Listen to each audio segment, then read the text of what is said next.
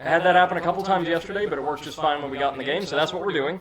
I built up my character's equip load so that we could take a little something from a dear old friend of ours with us into this fight that just so happens to have phenomenal physical and lightning defense. Time for a little fan service of my own, friends. We're going to try our level best to take down the Nameless King today, and after that, the final boss, nothing. Here it is. And hello, Seth. I don't think I was able to respond to you before it cut out. But glad you're here. We're going to be using the Onion Knight armor, because as it happens, if you look right over here... Let me get into mod view while I'm at it, too. That's probably a good idea. Hello? Hey, exit. Is this thing on? It should be, yeah. Just having issues with the capture card dropping sporadically, so hopefully we're in there. Hopefully we're in there. Hopefully. Give me one moment. I want to make sure your audio is right where it's supposed to be. Yeah, perfect. Okay, so welcome back. Hello. I'm glad to be back. Glad to have you, man. So this is the armor set. Onion Knight. As it happens, I took a look at it. It's about as good as Havel's armor when it comes to resistances. It just doesn't give you quite as much poise.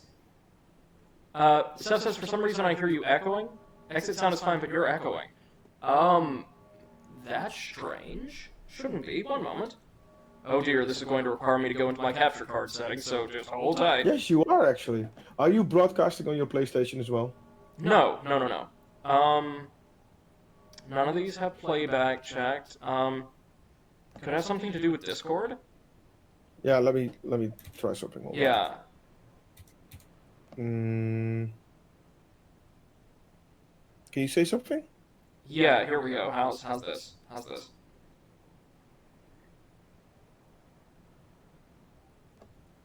No, you're still echoing. What on earth is going on? Let me see. What could be the difference? Well, we're only getting... Oh, I know what it is. Sorry. You figured it out? Yes. Accent by some weird reason, or by some weird reason. Oh my. We should be good now. Are we good? Yeah, we're good. Okay, now all I have to do is rebalance my audio a little bit, but we should be fine. Let me see. Yep, that's good. Oh, I love technology so much. So what happened? So I believe what happened is I had both my microphone and my computer's onboard mic registered with the capture card, and it was recording audio from both. Oh yeah, that will do it. Okay, now I have to adjust your volume just a little bit in my laptop speakers. Laptop speakers. Yeah, I think so. Hold on. Because now you're a little loud on my end. Oh wait, no, I know what it is. Never mind. There we go. It sounds fine. Yeah. We're good there. And now turn the game down just a little. This should be good, right? Does this sound good for everyone? Maybe a little loud still. Maybe. I mean, we want to be able to hear this music, I can promise you that. Okay, there we go. How's that?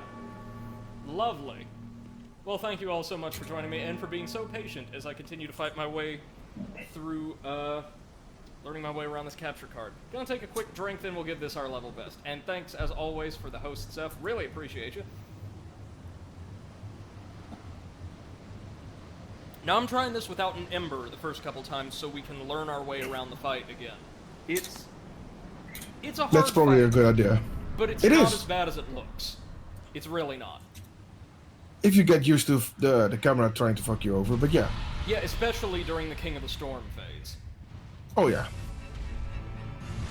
The King of the Storm is not your real enemy, the camera is. Yes.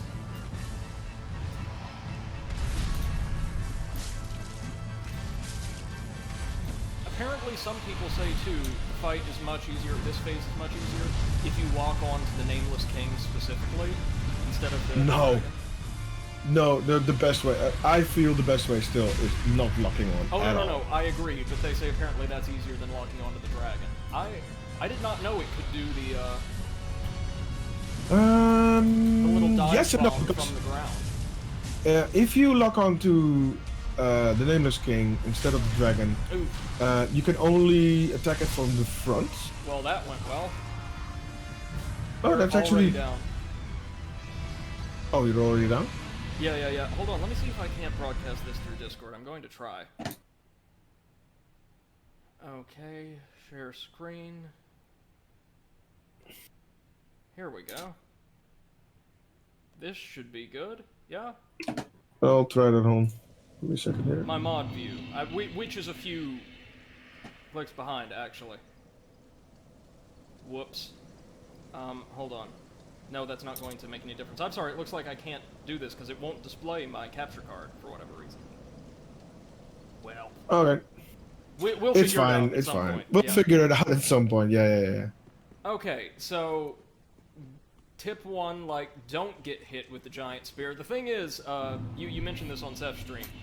The rhythm of this fight is really punishing. If you get hit by one attack in a sequence, you're gonna catch them all. Yeah. Because it's really hard to roll out of it. When he starts the combo up and you mess it up. There we go.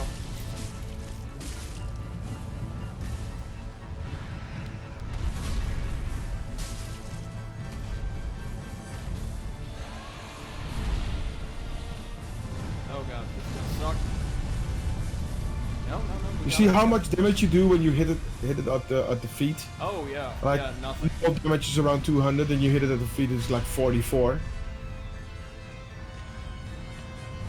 Steel toe boots. This is my favorite dragon design in the entire series. Here it comes. Yeah, there you go. Oh, and again? That's unusual. It's doing the little lightning spear dive bomb combo twice in a row. Oh, it can, yeah. There's no actual trigger. When he does or doesn't do that. Do you deal extra damage if you manage to click the Nameless King as well as the dragon? No. Nameless King doesn't take any damage during this first phase. He's actually way more dangerous than the dragon during this phase as well. Yeah, he's the one doing the actual damage. The lightning, the what do you call it? The fire breath is pretty annoying. Yep, but that's about all the King of the Storm really has to offer. Yeah. You know what? It looks kind of like a giant Muppet dragon, if that makes any sense. Don't call it a Muppet Dragon, you only piss it off more.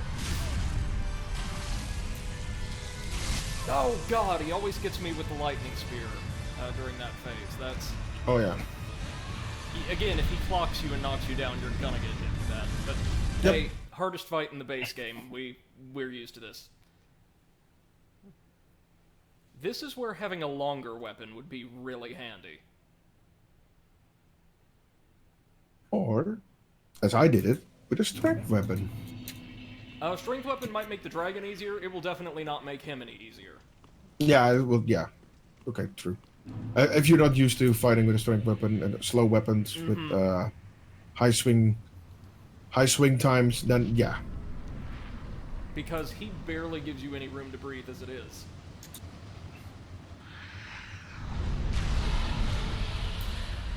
Oh, and also I parked my character in front of the boss. So Thank you, sir. when the tears start flowing, I will be ready for you. Oh, sir. I actually really like this fight, so we may be good here. It's weird. Yeah, it's hard as hell, but it's really enjoyable. Like, it's very well designed. Yeah. There's a clear telegraph for everything, as tricky as some of it may be.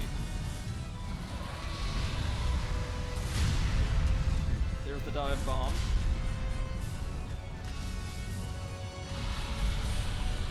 Oh no, fire breath. Here we go. for that head. And it has next to no health. I think it's like 4k or thereabouts. God, I hate the lightning spear, but we survived that time. Progress, I call that. Now, he has a special variant of lightning spear that he uses, doesn't he? A lightning stake, I think? Yeah. He's not the only boss that uses it, though. There's another boss that does the same thing. But that's a little bit cheating, because it's the Lord of Cinder, who copies a lot of attacks.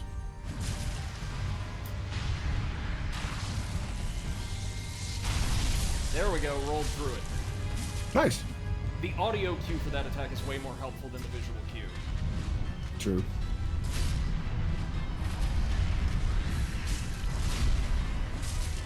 Yeah, the Nameless King himself is actually pretty slow. He just stays right up on you all the time. Mm-hmm. I would also argue this is how you do fan service. A character who's just hinted at in the first game's lore, and who's really integral to a fan favorite, like, little multiplayer mechanic, finally shows up at the tail end of the series. Yeah. I totally agree. It's not just like a boss fight against Solaire or something. I don't think any of the fans would actually thought that this fight would be in this game. Oh yeah, not as prominent, because they hinted it. They only hinted at it like in the base game, in the PS2 even. Never in a way like this. Like you could actually fight him. And I don't think anybody would have guessed that his crime was siding with the dragons. I think it was decoded pretty quickly that people figured out that this was the firstborn. Yeah, definitely. Okay, so King of the Storm's down. That actually makes this second half of the fight, I would argue, okay, it can kill you really quickly, but it's not that hard to learn, really. No, it isn't. Not entirely sure how I feel about and he can also be staggered. Yes, it's not that hard to do either, I don't think. Not sure. Never tried it with a dex build, but you might be onto something. Now, once he gets past half health, I found he actually gets much easier. Yes and no, I think. There's got to be some new moves that you need to pick up. Yes, no, there are. There definitely are. Okay, so, man, let's give it... Oh my god, that was bad. Got clocked right out the gate, but that's fine.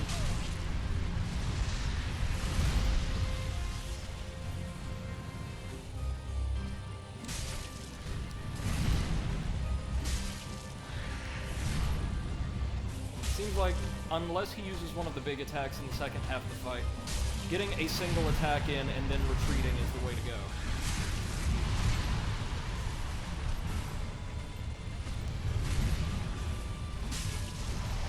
He, also in lore, is the guy who trained Ornstein.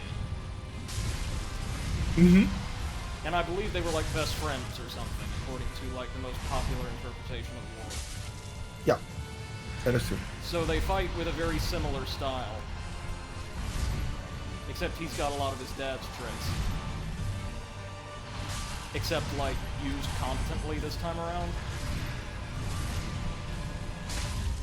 Oh, I staggered him! Oh my god! Told you! He takes, like, no riposte damage, though.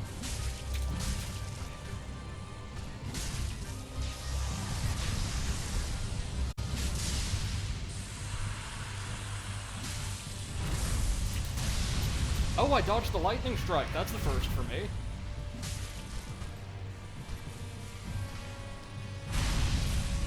And he has an AoE, of course. Ooh. Oh, he got me with the spear. He impaled me. That can't be good. We're doing good no matter what. Like, this could go a lot worse.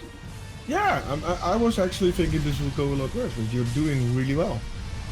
Like I said, second phase for a lot of bosses in Bloodborne and this game seem to go a little easier for me.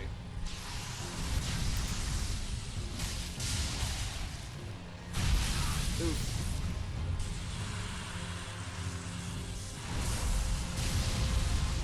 Dodge the lightning strike, that's the most important one because that thing deals insane damage. Lightning stake, ow. Ow.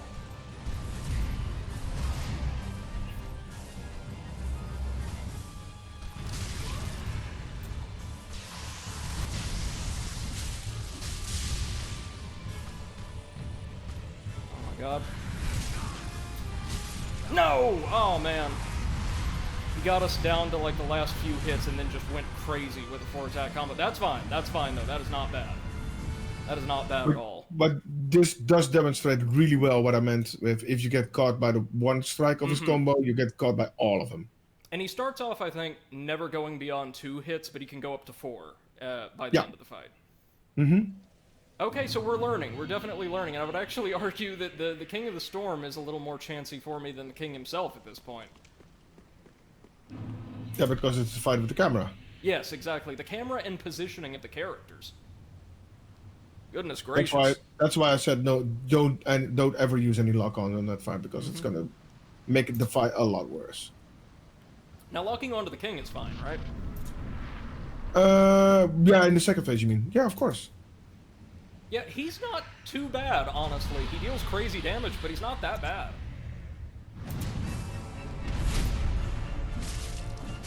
And of course, we get some of the best music in the series to accompany the fight. You're still wearing the lightning clutch ring, aren't you? No, I'm not. I'm wearing the stone plate ring. Oh, stone plate. Okay. If it was the clutch ring, I would deal increased lightning damage, but also take more lightning damage, which is definitely not what we want to do. Oh yeah, sorry, I got the names mixed up. Oh no, it's fine. There's a lot of rings that are just such and such element ring. No, I'm just stupid and I can't remember stuff. Here it comes, the fire breath. That's the only really damaging attack it has.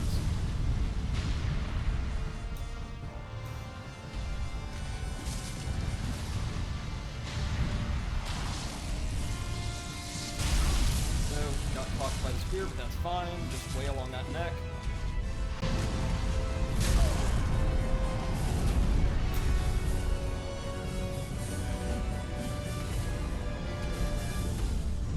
For a boss that looks so cool, I actually kind of hate the look of his weapon.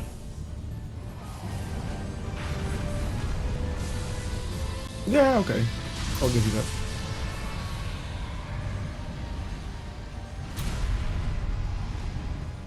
It's meant to be, I think they call it a sword spear, right? Yeah. Maybe I want... Yeah, it's doing you a lot of favors, man. Have you ever attempted this fight with a strength or a dex build? Yeah, I've done it plenty of times with a dex build. Doable. Would you say it's easier or harder? I don't know. Oh man. So I usually go, if I go dex, I go with two one-handed weapons. More or less.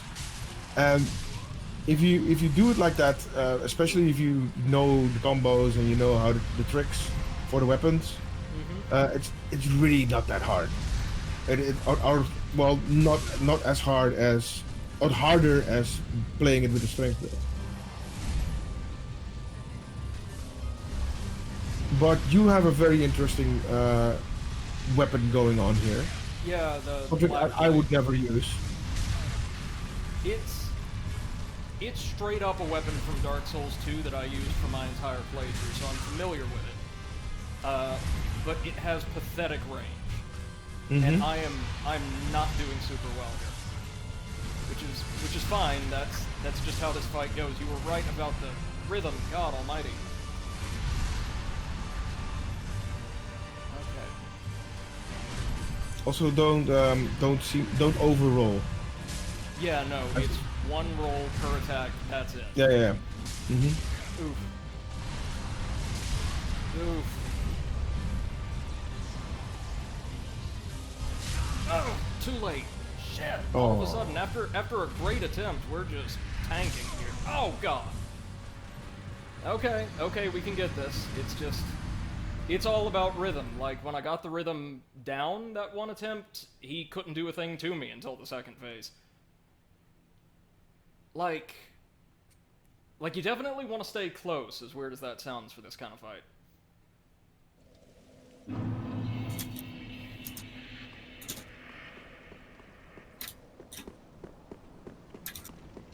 Now, the first fight of the second DLC, by contrast, I actually remember being pretty easy.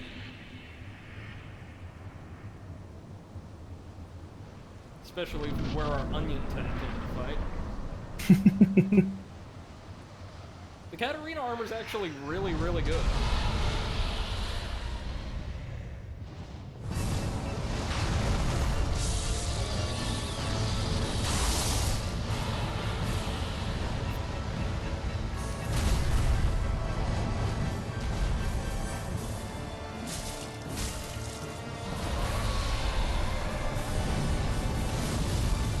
So, as a reward for the fight, you can get either the Sunlight Stake or the Sword Spear, right? One or the other? Yeah.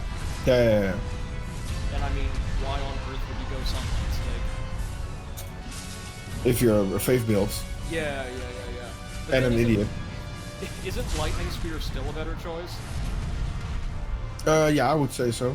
I think it's more for PvP because it does does put a hell of a kick on of damage and at close range. But I would never think of why would you try that in normal PvE.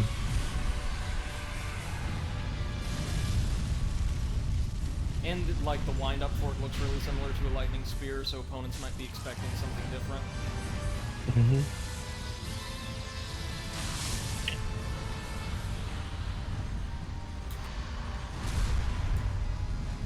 Okay, we got this. How far did you guys get on Ceph's stream, by the way? She actually went pretty far into Sans Castle. She actually almost made it up. She found the contraption, the boulder contraption. Good. So she was going upward. So she was pretty close to finding the black golem. Oh yeah, the Iron Golem. I love Iron Golem actually. I think Yeah, it's a yeah. great fight. He has a special place in my heart. Oh, nice. You're getting this fight down, man. Slowly but oh Christ! I thought I rolled, but apparently not.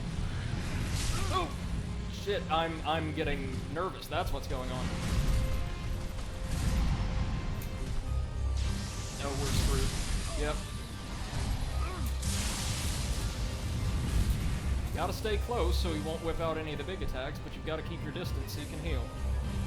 It's a real catch-22. There we go.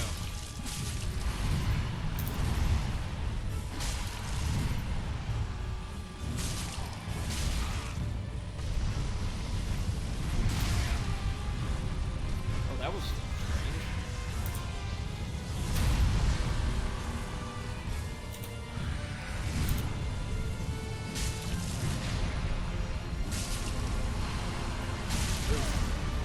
Nice. Yeah, he doesn't have a ridiculous amount of health. I mean, a very healthy amount for this stage of the game, but not, like, a ton. No, I think that devs were aiming to like give you a boss that looks very, very imposing and dangerous, but still give you the satisfaction of seeing damage being done when you do hit. Like, this is just a standard PvP duel on crack. Yeah.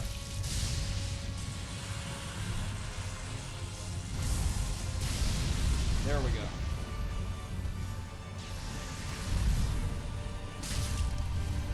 Oh no, I knocked him over, but didn't have time to capitalize. But we got a few strikes in. That's something.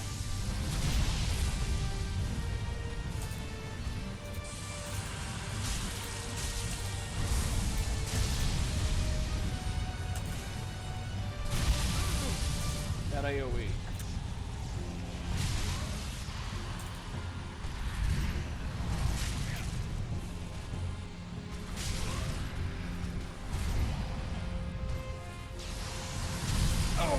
Oh, that sippy, that was really really ballsy. Yeah, no, he's very good at what he does. Yeah, I'll give it that.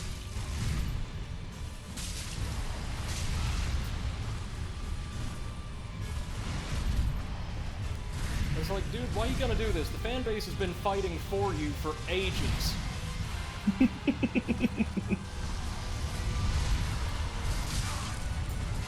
Oh, Oh, crap. So, it turns out, I've noticed it happened to me both times, the only attack he has that will absolutely stun lock you is the second attack of his combo. You have time to recover and roll from just about anything else. Oh, really? Yeah, I could not roll away between the second and third hit. The same thing happened to me the first time.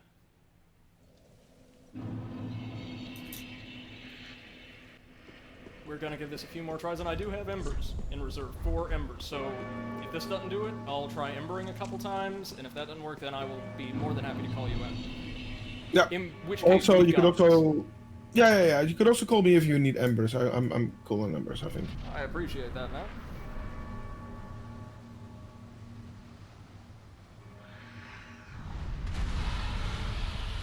I want to say the King of the Storm has something like 4,000 health, and the Nameless King has upwards of 7,000. That's probably something we could look up.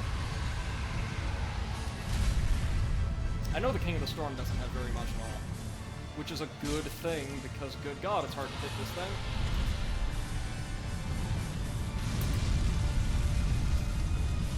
Seth says gravity don't work on them. No, they have broken gravity. And I don't know if there's actually anywhere you can fall off. I don't think so.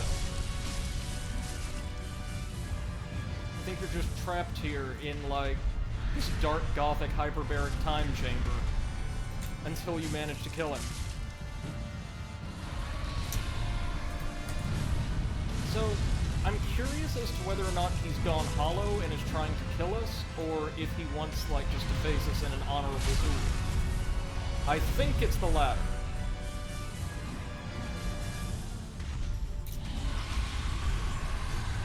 Because, especially in Dark Souls 2, there's this real big thing about dragons and honor. Yeah. Like, he just Which wants I to like, by the way. Yeah. It's a very interesting line of storytelling. Oh, Christ almighty. You're right about the camera being the real enemy here, because you can't hardly see... Well, you can see the dragon's attacks coming. You can't see the Nameless King. True.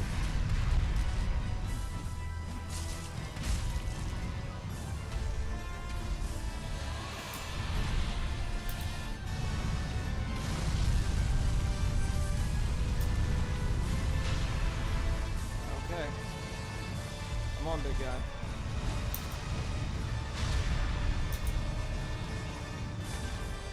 That's on me now. I'm just missing a lot. There we go. Almost.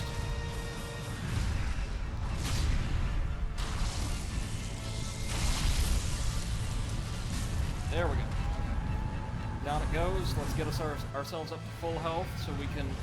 Oh, Seth says I hate flying bosses. Gravity don't work on them. Yeah, I feel like, as cool as the King of the Storm is, his phase of the fight may go on just a little too long. Now, I'm sure, like, a faith-based build with lightning damage would be able to take him down in no time, right? Yeah. If you can get the hits in, because it's still the casting time is a little bit long.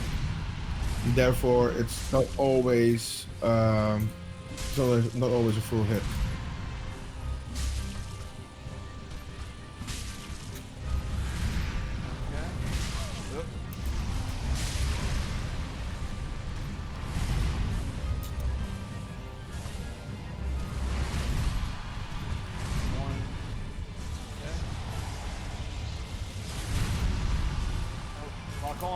Lock on. Christ.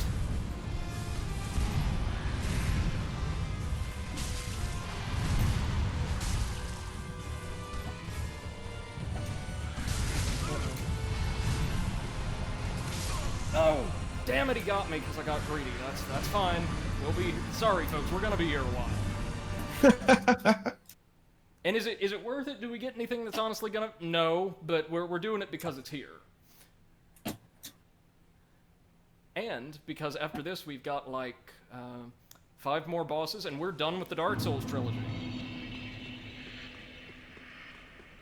And the final boss of the game after this is nothing.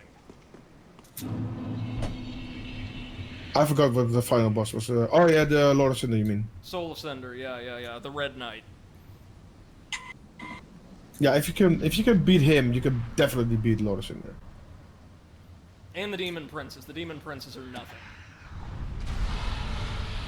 They're a really cool fight, they're just not that hard.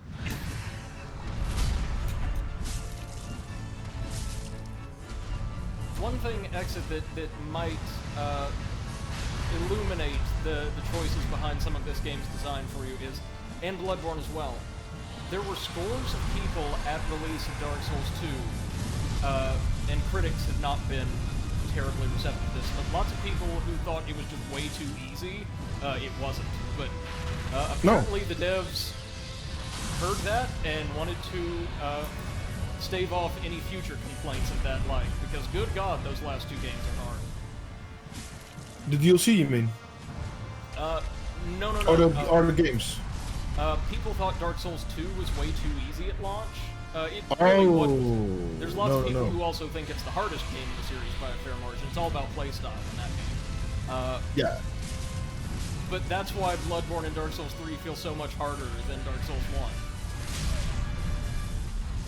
Because that very vocal segment of the fan base got the devs to say, well, we'll keep any future complaints of that nature from ever coming up about these games.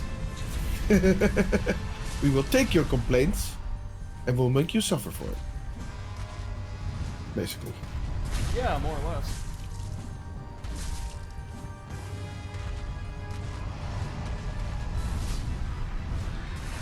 Okay.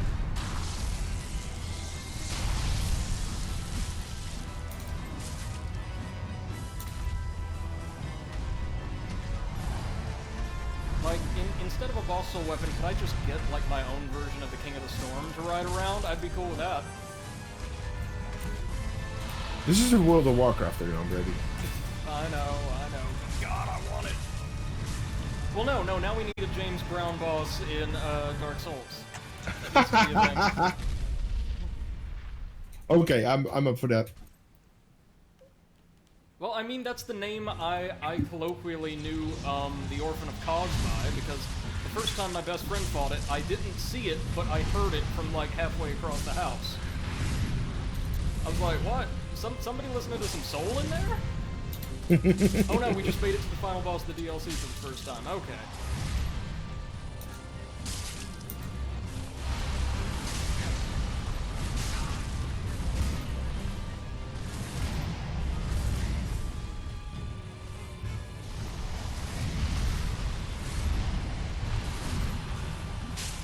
I think as a general rule, for the final attack of any, like, combo, he'll grip the spear with both hands. Could be wrong about that, though.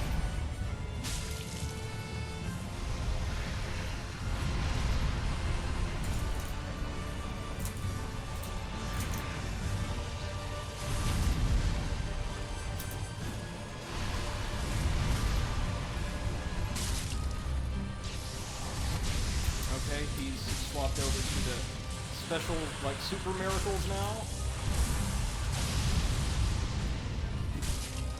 But of all things, it's still his physical attacks that are the most dangerous.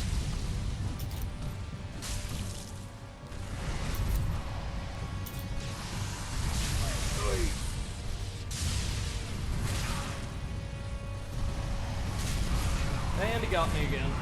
Right. Oh no. Mighty. He's got a lot of moves. He has a very diverse moveset. Yeah, he sure does. We'll get this, though. We will get this. I'm going to try an Ember this time. Let me see, do we got some stuff in Discord?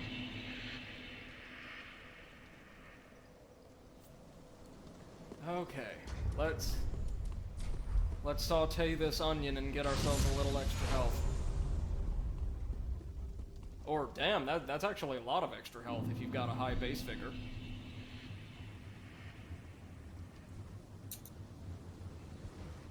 Let me see. Yeah, all the rings are in place. We're good.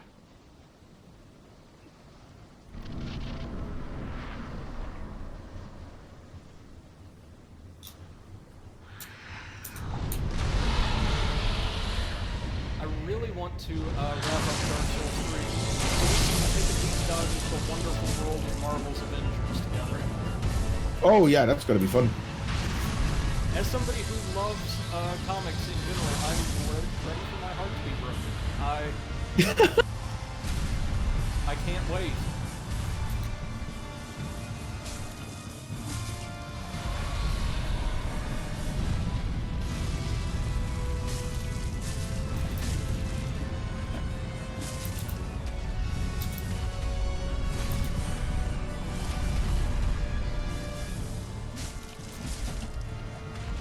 I will say this guy's much better than a boss called Dragon Rider from very early on in Souls 2 that never rides a dragon.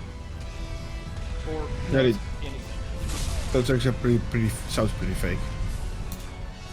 It's an actual thing, and it's actually probably the worst boss in the game.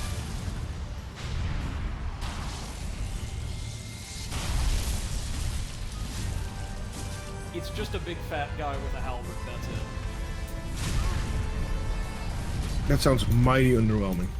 Yeah, a lot of Dark Souls 2's bosses are great, but that one is terrible. Absolutely god-awful.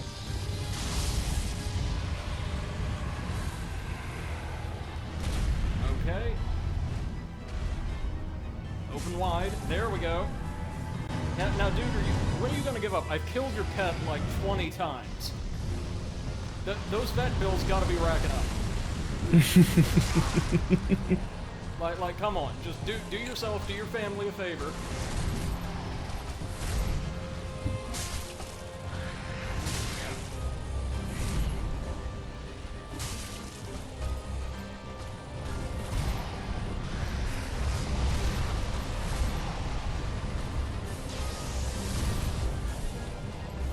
And you may notice he uses a, shall we say, modded variant of Ornstein's moveset. Like, it's the same basic attack pattern. Just, like, juiced through the roof. I don't think Ornstein had that much lightning power in there. No, he did not. Not like this. But, like, his attacks with the spear are very similar. True, yeah. But is it because of the moveset of the spear, or is it because they're related? It's because he trained Ornstein, I'm pretty sure. Meaning Ornstein was technically a son bro. Yeah. Good guy, that.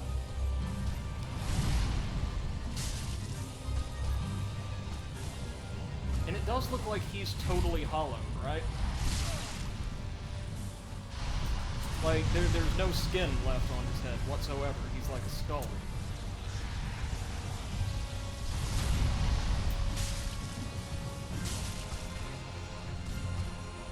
Oh, you got this, Brady. Oh, well, we're getting it one way or the other today. I love his armor, though. I want that armor. Yeah, the armor is awesome.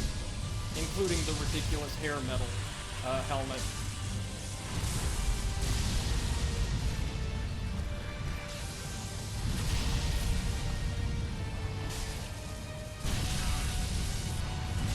Ooh, rolled right into that slam.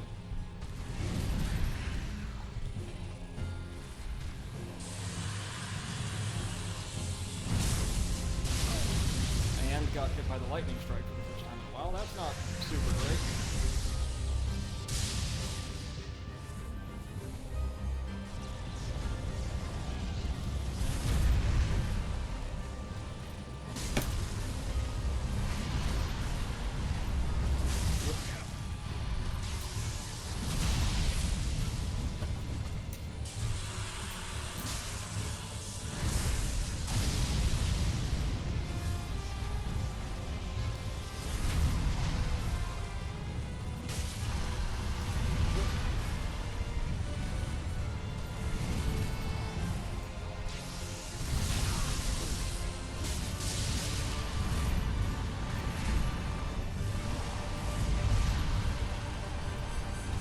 Stamina's done pretty well on all. Oh, we do have to roll out the way of the lightning stake, it looks like. Yeah, on the second wave, yeah. Because it will do primary damage, and then it will do an AoE damage after. Yes.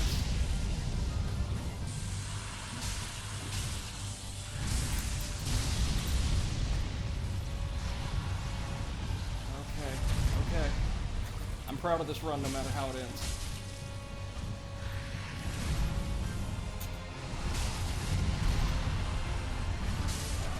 There we go! You suck, Nameless! You suck just like your dad! I'll take my soul now, thank you! Yes! Yes! Well done, sir, well done. Thank you, sir, thank you very much. We needed that ember. That ember is... Seth says maybe he has German pet insurance. Maybe, because I mean, that thing is fighting fit every time we go through the arch. Oh my god, that feels good! Yes! Woo! And thank you for being so willing to help Exit, but I'm glad we were able to get it. Yeah, no worries, sir. It's a good thing too, because I was going to say if you don't do it now, I have to log off in a couple of minutes. No, that's fine. I'm just glad you guys could be here for that. That's amazing. Yeah, And that's really good.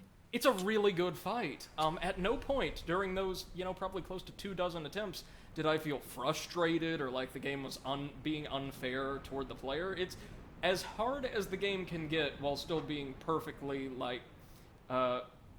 perfectly fond of fair play as it's supposed to be. Like that's some solid stuff. Seth says, "Told you." He offers help, then leaves to eat. I'm not eating this time. No, I'm assuming be heading to bed before too long, right? Yeah. I mean, it's almost 11. I need to get some sleep at some point. Yeah, no, I feel that. I miss a standard sleep schedule, man. Like grad school, I tend to go sleep sometime between like midnight and 1.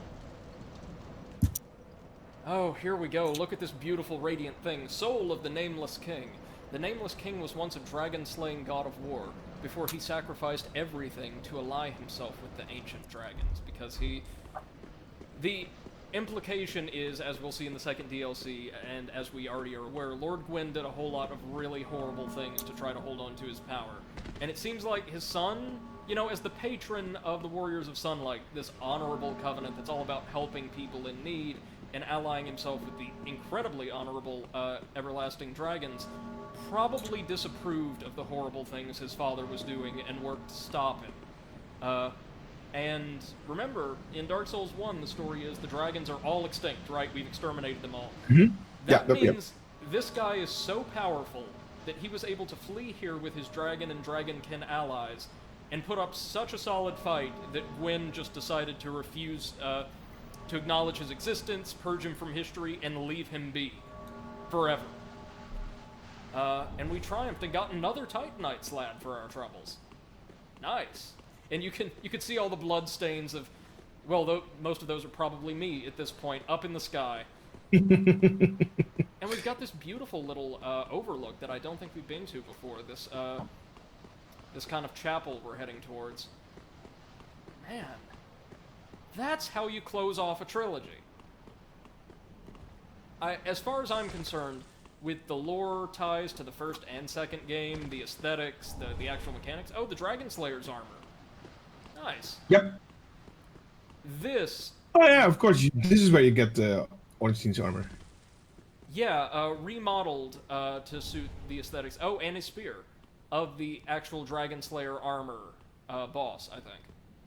Mm-hmm. But, as far as I'm concerned, man, that is the way you close off the trilogy. That is, in terms of its overall feel, the best, final boss that Dark Souls 3 could have asked for.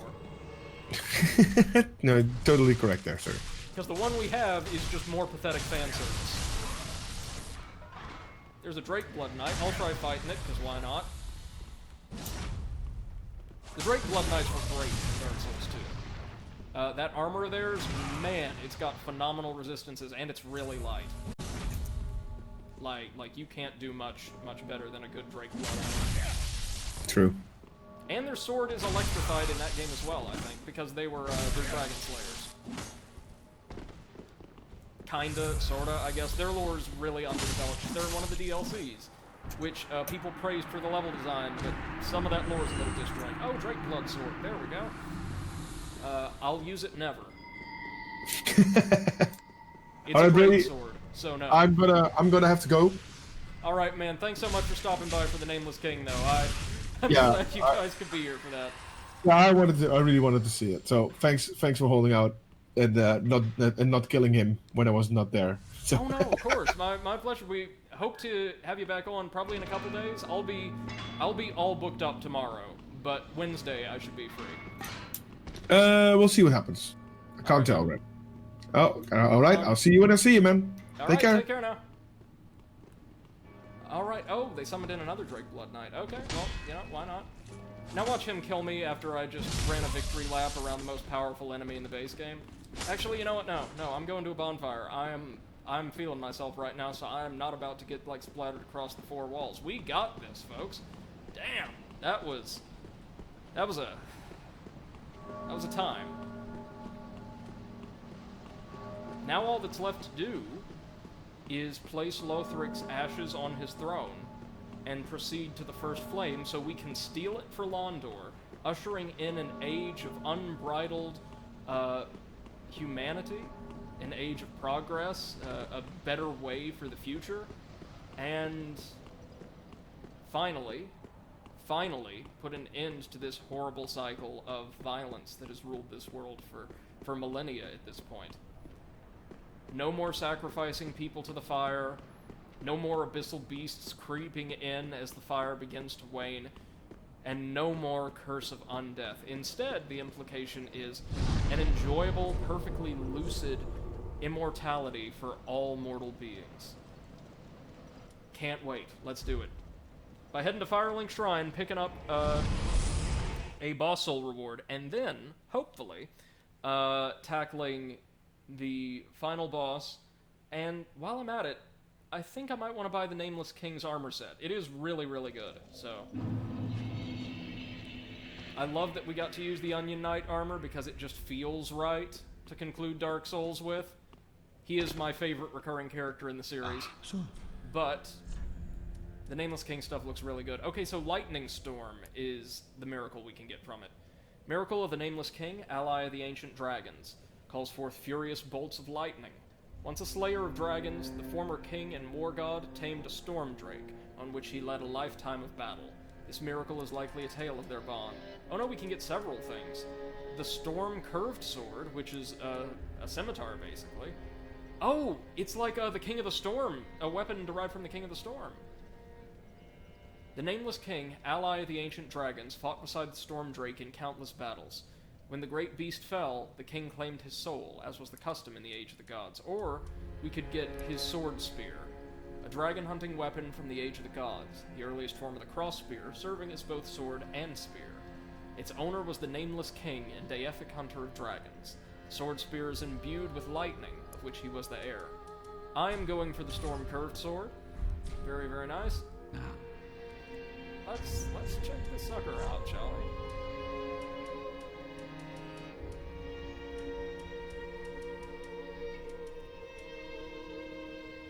Pretty light, deals purely physical damage. God, look at this thing! Shoot! That actually looks kind of like something out of Darksiders, doesn't it?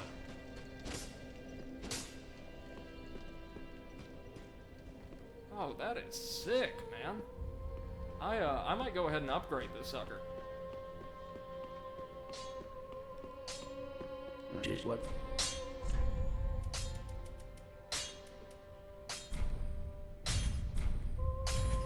Also gives us an excuse to use up some of those Titanite scales that have been cluttering up the inventory.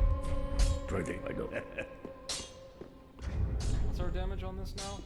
Over 300, but the Black Blade is still a little bit more, right? Oh, yeah. Yeah. Nearly 50 more, but... Well, maybe it's it's got better range, that's for sure.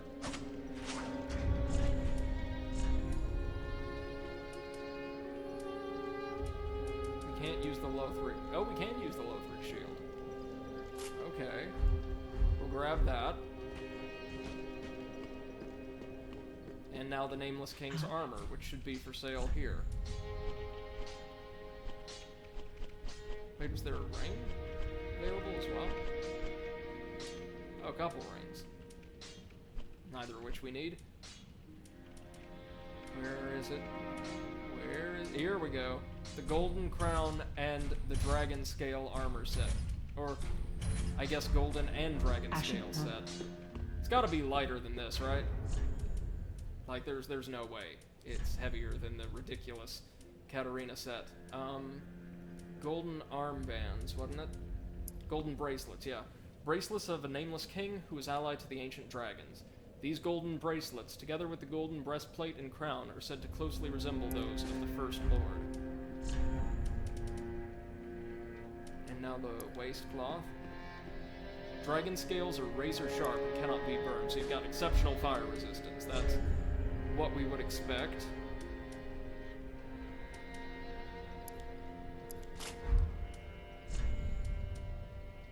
And finally, his ridiculous hair metal crown. Here it is. Buried amidst long strands of bristling ash. Oh, I see. There we go. We look so fabulous, and are now ready to claim the fire for Londor. And for the 80s, apparently. Anything more from Yuri? Oh, 'twas the soul of my sister. Oh yeah, because we killed Frida. She has special dialogue. Poor wench turned to ash. So what do we think of that Would fight, abandon folks? her. Something else, right?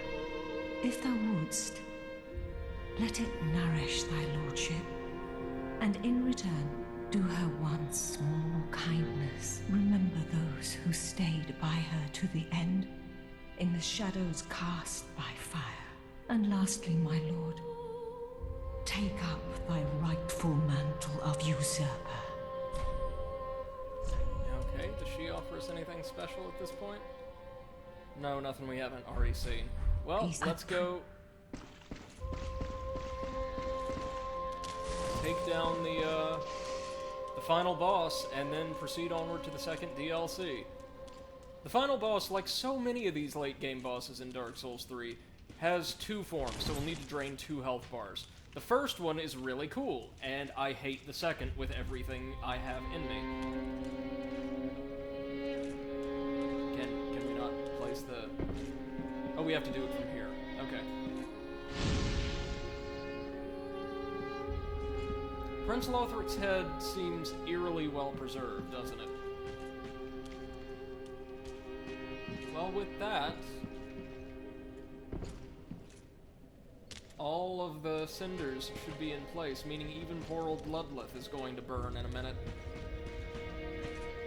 The 5 lords sit their 5 thrones, all thanks to thee, most worthy of lords. Ashen One, with the lords as thy witness, bend thy knee afore the bonfire's coiled sword, and let the lord's embers acknowledge thee as their true heir, a true lord. Will do. Let me just quickly fit make to sure we're link getting the right fire. ending.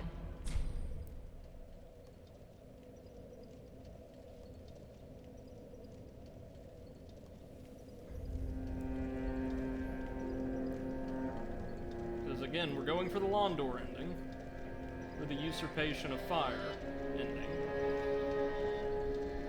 Okay, check. Check.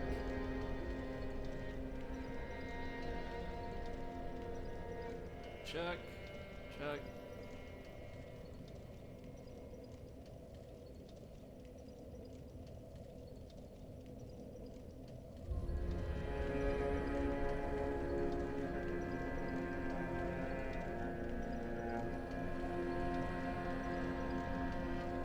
Okay.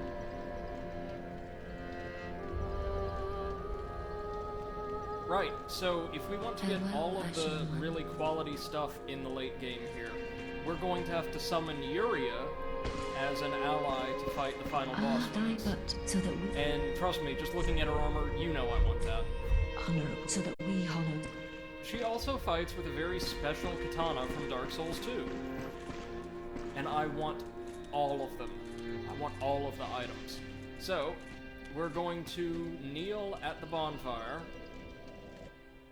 and ignite all of the cinders. Oh, and in the process, of course, burn Ludleth alive. Because linking the fire is a good thing to do. Noble lords of Cinder, There goes Aldrich.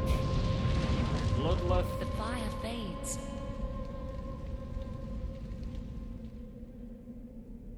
and the I really lords ought to go figure out without a better way to thrones. position this so the camera doesn't just, like, stay transfixed on me staring up and off camera. Surrender your fires to the true heir. Yeah, sure, give me all the fire. All the smoke, let's do it.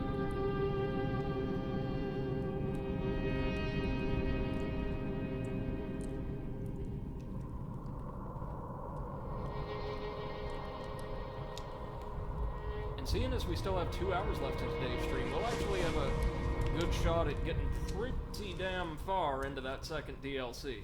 It's got 2 principal areas, the second is gorgeous, and the first is a ton of really cool stuff for us, almost all of which is dark-themed. They finally give the dark some recognition in the second DLC, just like they did with Frostbite in the first one, so I really dig that. Also, off-screen, one of the only other things I did that was, or the other things I did that were noteworthy, was finally kill the Outrider Knight in the library or the archives to get the Outrider Knight armor, which is Let pretty him solid. grant death And then, clear out to the little old Millwood gods Knight of camp Lordran, in the first DLC. deliverers of the To, first flame. Get, like, I think it was the Millwood Knight's shield and hatchet. That was about it.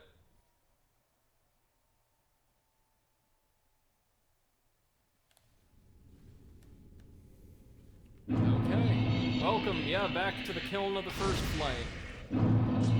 From good old Dark Souls 1 once more, because, you know, why not?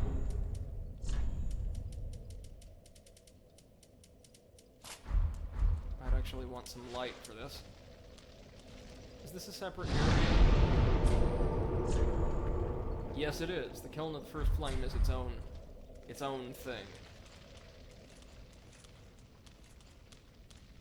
And it is just a flameless version of the Firelink Shrine that's been completely ruined.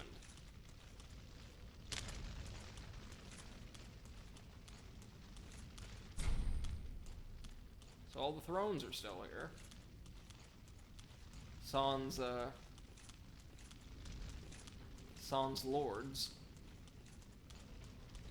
The Undercroft has been completely blocked off with rubble, it would appear.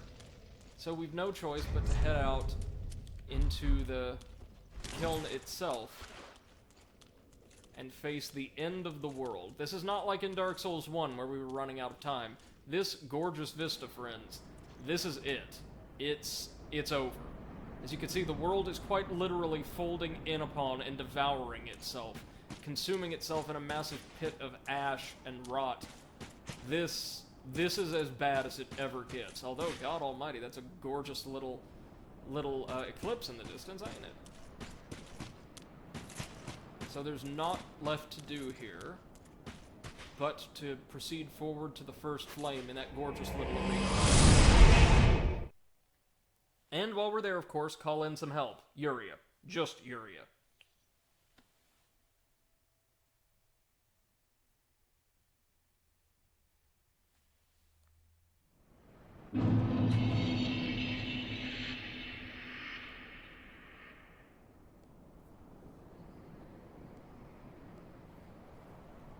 Alright. Showtime. This, I think, will teleport us... Oh, to the second DLC. Yeah, because the second DLC starts off in this giant pile of garbage at the end of the world. And this is the Kiln proper, right? Yep, okay.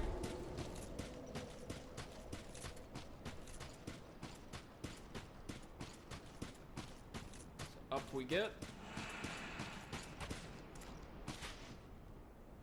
Oh, there's an elite Londor assassin we can summon in if we want. But no, we're here for Lady Yuria. She's the one we need.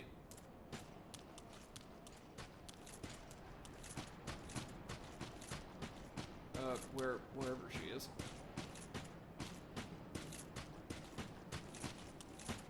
Oh, leave it to me to get stuck or get lost on a straight path. Oh, there's somebody with a very big hammer. They're about to have a fun time. So, I guess, while we're at it, while we're looking, I'll go ahead and explain the mechanics of the final fight, because it's really cool. The first phase, anyway. They wanted a way, I believe, to honor all the different players who invested so many hours and playthroughs into this series. So the final fight is against the Soul of Cinder, like the combined essence of all of the previous individuals who linked the fire. And as a result, it switches dynamically between several different movesets based on popular builds from that would be used by the fan base. So it's got like a really powerful lightning-based miracle build a la Nameless King. It's got a sorcery slinging build with a catalyst. It's got a strength build with a greatsword. It's got a dex build with, I think, a pair of scimitars. And it switches between them independently, paying homage to all the different players who contributed to this game. I think that's gorgeous. It's beautiful. The second phase is god-awful because it ends with Dark Souls 1 fan service that's really blatant. Because as it happens, friends, the final boss just turns into Lord Gwyn. Same moveset, same everything. But it is what it is. Yuria? Yeah, Yuria of Londor. Let's call her on in. This fight's tough, but far from impossible. And with our health being what it is, and our Estus being what it is, and having just defeated the Nameless King, I feel pretty confident in taking it on with this, this little weapon.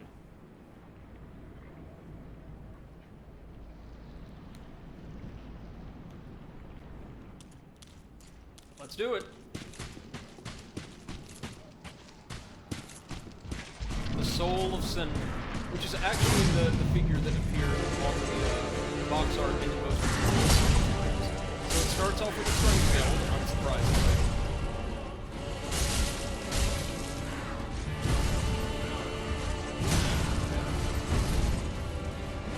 As you can see, thanks to our level and the like, it doesn't deal out an obscene amount of damage except from charge attacks.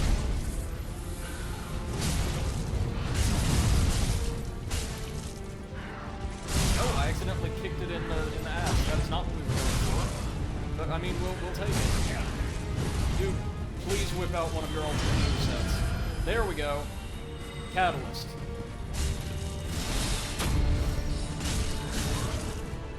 Oh, open himself up. Well, kind of, sort of. Ooh, Soul Greatsword. Soul Laser. Jeez, it's been ages since I fought this guy, so I don't remember him having this much health, but I remember the rest of the fight being this stuff. Spear and Miracles. Here we go.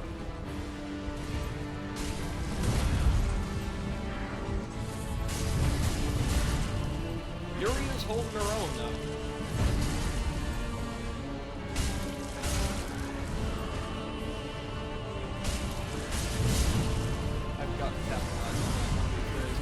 And I want to say once it goes full Lord Gwyn, it has less health,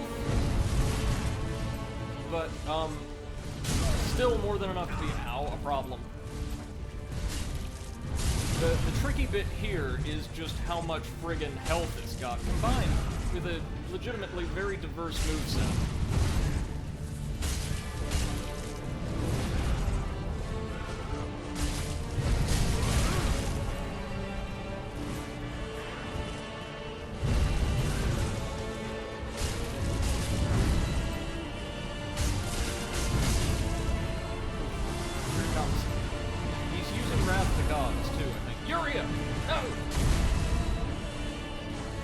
Gotta get through this so I can get your gear. Oh, poison as well. Look at you. So it's Dex Pyromancy. Very impressive, actually. Let's see what our special attack is. Yep, okay, time for Lord Gwyn now, right down to the music.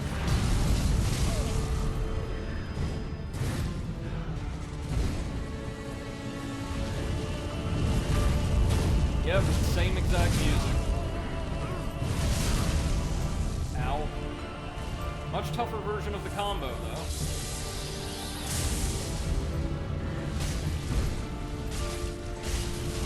Oh! And the grab. Jesus Christ, not the grab. Ow. Oh, I'm not doing super well here. Sorry. Hold on, in fact, let me try swapping to the Black Blade. Because I have a feeling it's gonna deal more damage against this guy than just a straight up scimitar. And yes, it is.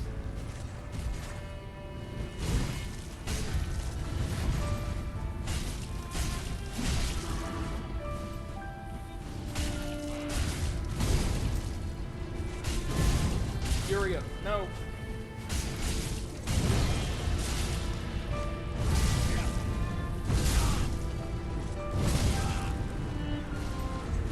Well, she's down. This is not good.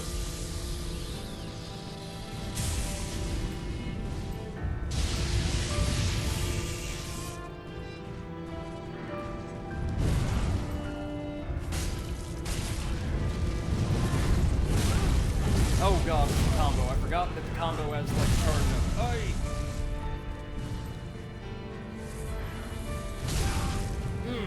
Man, I'm sucking. I'm sucking. Christ alive! That was really bad. Okay, well, we can take it. We can take it. Black Blade is clearly the way to go, though, because it deals way more damage. Way more. And Black Blade, and if I'm being honest, probably my target shield, because that'll allow me to parry it when it's in the form of Lord Gwyn, right? Let me make sure I actually can parry it.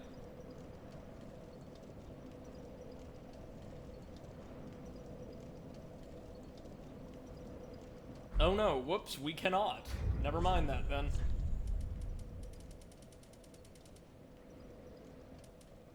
In that case, we probably want our Grass Crest shield. That little added bit of stamina.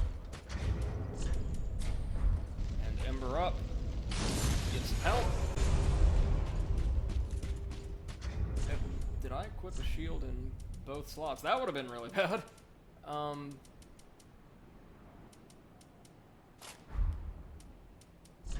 Black Blade. Oh, I need to equip some better rings as well. Because in particular, the Thunderstone Plate ring isn't gonna do jack. What do we want? What do we want? What do we want?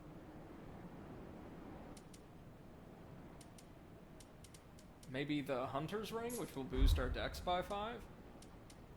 And the rest of this, do we even need, like, Havel's Ring? Not anymore, not with this armor set. So what else could we get? Maybe...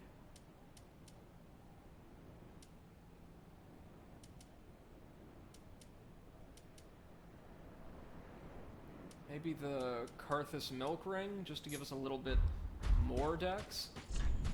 Because now our Black Blade will deal, yeah, a frankly obscene amount of damage per swing. That's what we want. Okay, let's try this again.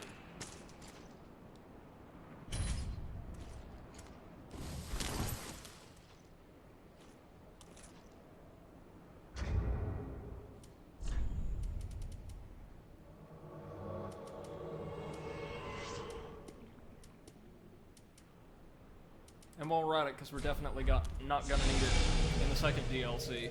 We'll go ahead and throw on some Dark Resin.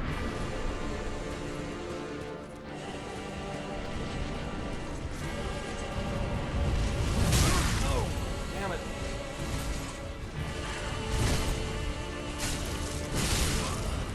It's just got so many attacks at like perfect points. That's the difficulty here. It can do everything.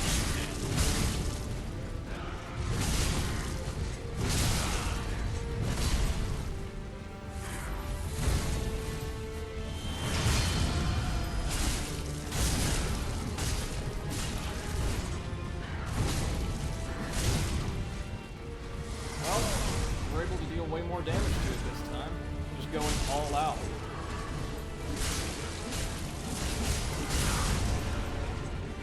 Yeah, already to phase 2, just about. That's doing much better than the first time around. And yeah, it does appear to be weak to dark damage. Ever so slightly. Is it trying to heal? No, you don't? Well, no, yes it did, I guess. Catalyst.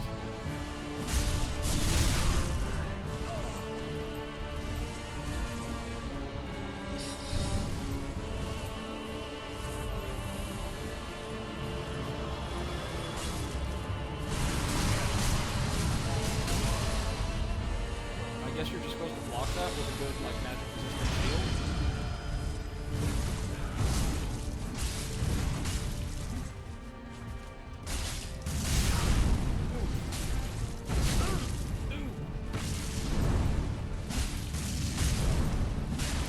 Just fighting like the old Demon King, just spamming those combustion spells. There we go. Phase 2.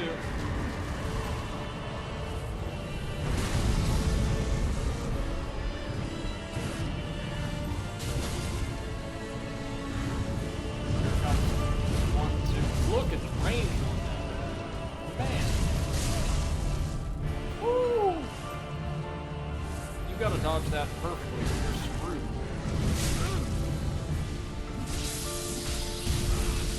Oh, he can do lightning stage as well, right, that's what exit is. Christ, no. Ah.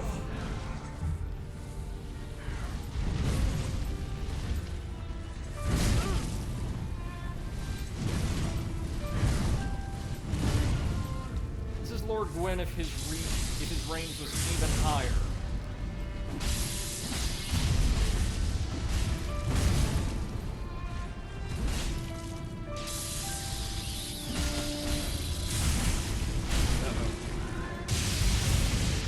This is like the hail of lightning spears.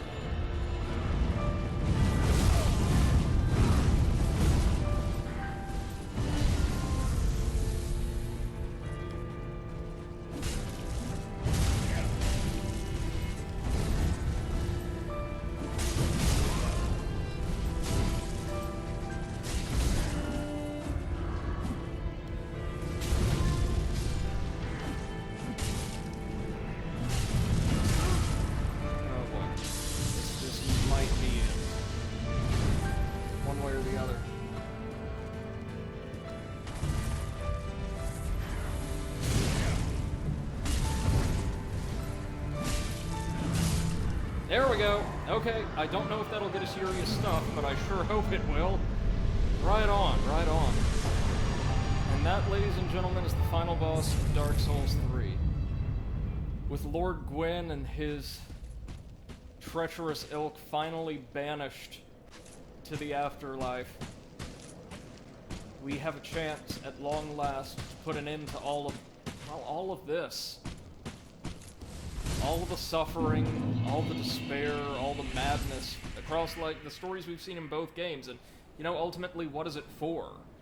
Just to keep a world built for dead or dying gods alive a little bit longer, instead of allowing new gods, kinder gods, to take their place.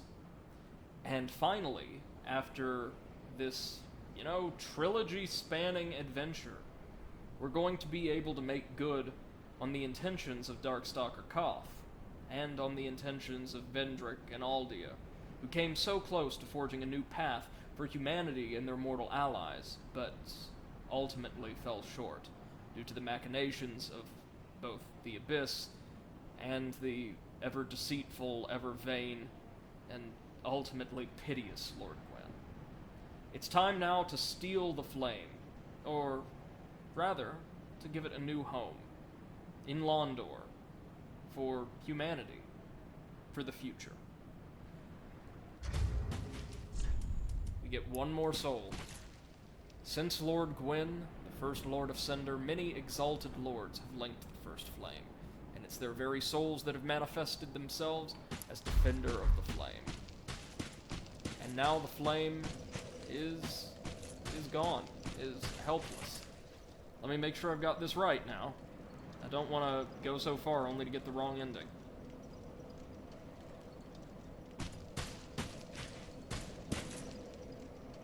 This should be it, right?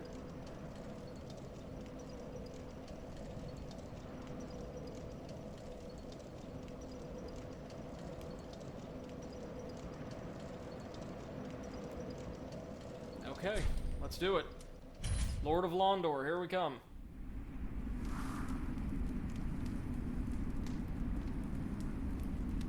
As long as we did everything right, we should get the ending, and it's a really cool ending.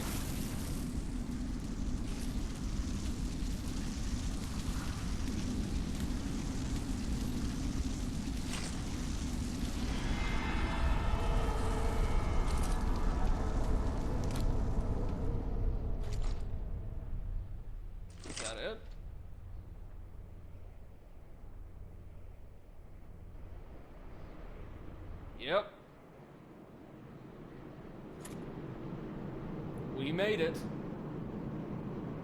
We survived.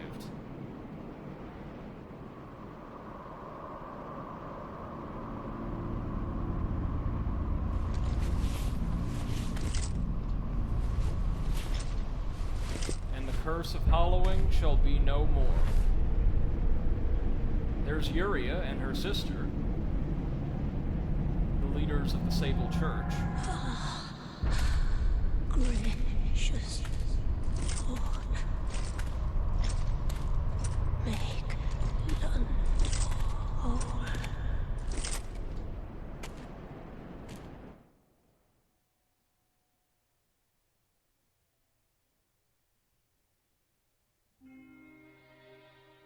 And so we shall.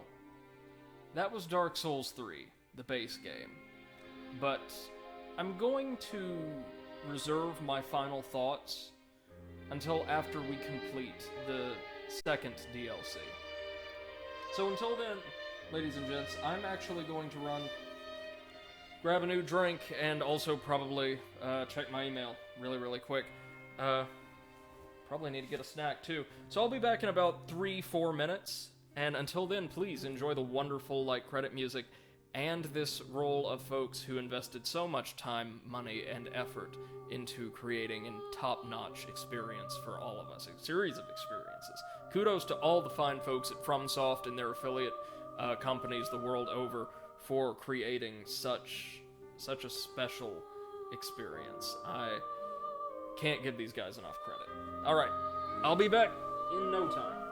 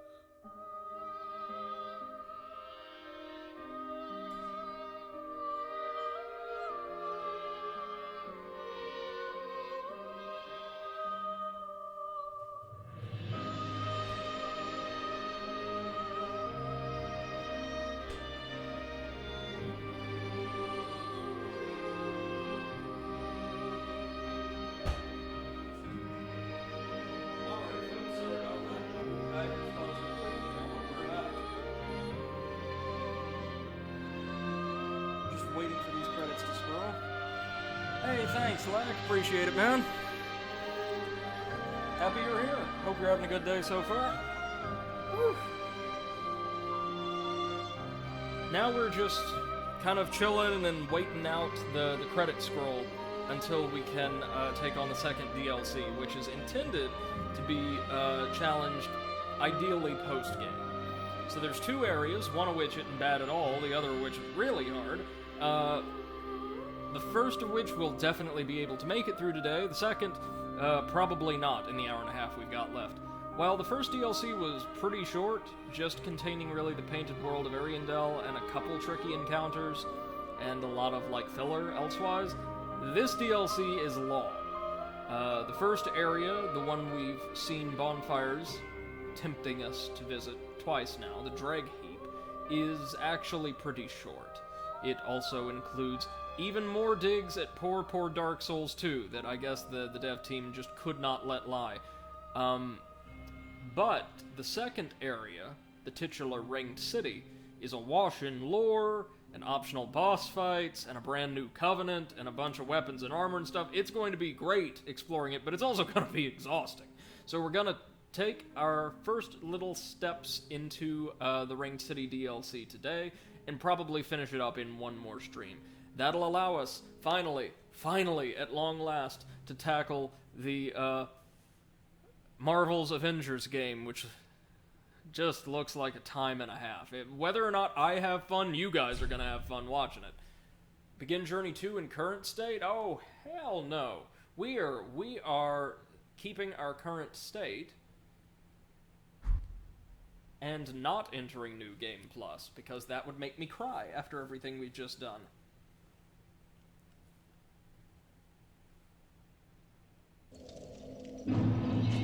And we're back. Okay. So, first thing first, let's cash in the Soul of Lords with Ludlith, who's... Oh no, he's gone. Oh dear. Oh, but we can use his ashes to transpose weapons. That's not gruesome. We can get the Sunlight Spear, the more powerful lightning spear. Miracle of Gwyn, the First Lord, hurls a Sunlight Spear. The Tales of Gwyn's Archdragon hunts describe the inception of the Age of Fire. Not going for that. We will, however, get the weapon. The Firelink Greatsword, which you may recognize as more or less the coiled sword we pulled out of Udix Gundyr, just minus the really significant distortion along the blade. The Lords of Cinder linked the First Flame, and this greatsword was wielded by their deific manifestation.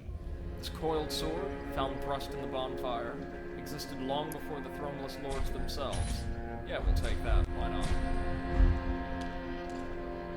And just because I do want to get some use out of it, I want to grab the Nameless King sword again, because it will definitely be useful, or the King of the Storm sword, rather. It will be useful for us in the Dreg Heap. Do we have Uria's stuff? Oh, no, we don't. Damn. Thine but brave, so that...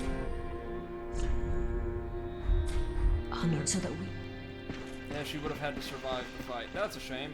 But, we got the ending, anyhow, and the gear we have is more than good enough. So now... Oh, wait, hold up. Now we're going to grab a level. Very well, then take no... In, endurance, probably. A little bit more stamina. Ashen One. And now we're going to head on. Lack says the Nameless King sounds so cool. Oh, he was. Did you, were you here for that fight? We're wearing his armor right now, and, holy Moses, it was the hardest fight in the entire game so far, but also easily one of my favorites. So what we're going to do now is head back to the Kiln of the First Flame, and from there, we can teleport to the Dreg Heap, which, oh, you were lurking. Okay, good. You saw that fight then. It's, whew, man, it's something.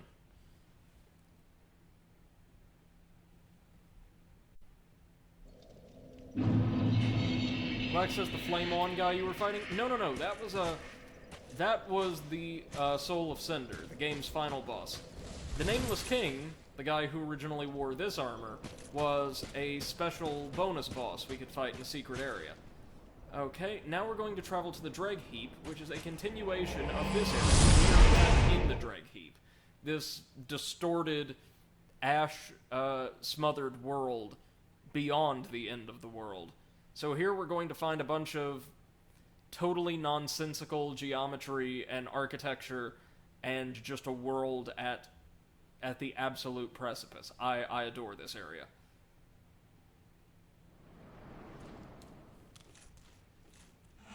Oh, we can summon someone? Grandma. We can summon Grandma, if we're so inclined. I think I'm good. Thank you, though, Grandma. Now here, at the end of the world, we finally get some love for, the dark element, and we meet a Londor Pilgrim. This is a very darkly beautiful area, that kind of aesthetic that FromSoft is so good at presenting. Oh, your head's square on your shoulders, is it? I thought that clamoring tin can was the last. But here we go again. What is it you want from this old stone-amped hag? I've nothing for you, not a smithereen. I just like to stand here and take in the view. I have business with you, sure. Well, that came out of nowhere. You think an old stone-amped hag would be brimming with goodies? I've none of that, not a smithereen.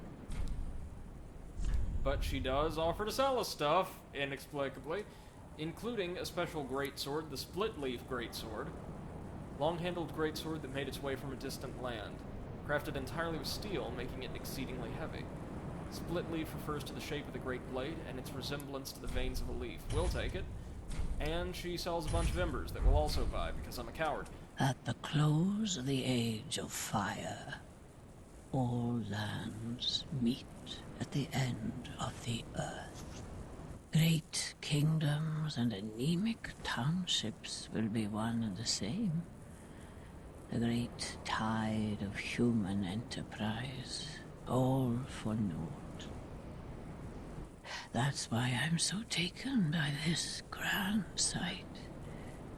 This must be what it's like to be a god.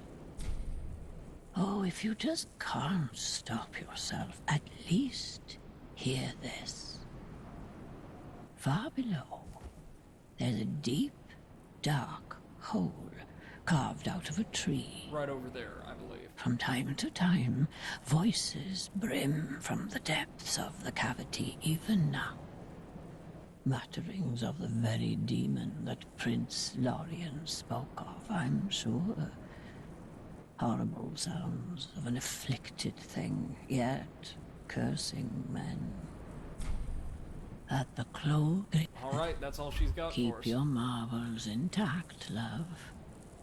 At least until I lose mine. Okay, so with that, take the plunge. We have kind of our goal. Make it to the tree and dive straight through the entire... Lack asks, is there a lightsaber equivalent in this game? That would be helpful. Kinda, sorta, yeah, there are some weapons that can be infused with, like, magic or elemental attack, or, effects, such as this. The Moonlight Greatsword. That's kinda sorta close, as is, the Dancer's Twin Swords. They aren't entirely dissimilar. And if you're a powerful enough caster, you can generate, like, a great sword made out of light. Yeah, it is sweet. So, we've seen, or at least in Dark Souls 1, we saw the fruits of the labors of the Lords of Light, Life, and Death. But at no point did we actually come in close contact with the Lords of the Darkness, so primitive humanity. Manus was a creature of the abyss, so something or someone distorted by boundless, raging darkness.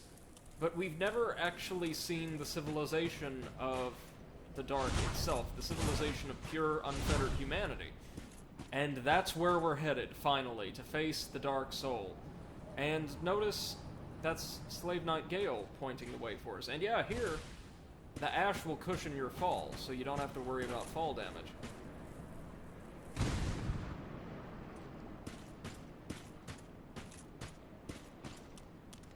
Most of the enemies here are dregs, these things. Dark elemental, like, kind of ruined remnants of mortal beings.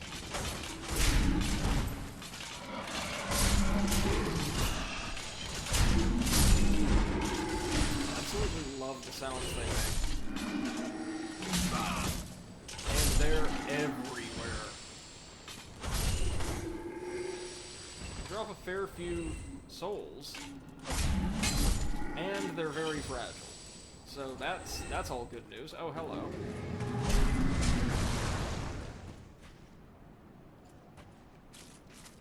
Oh, the remains of a dragon. Is there any item over here for us? Certainly should be. Well. Oh, here we are.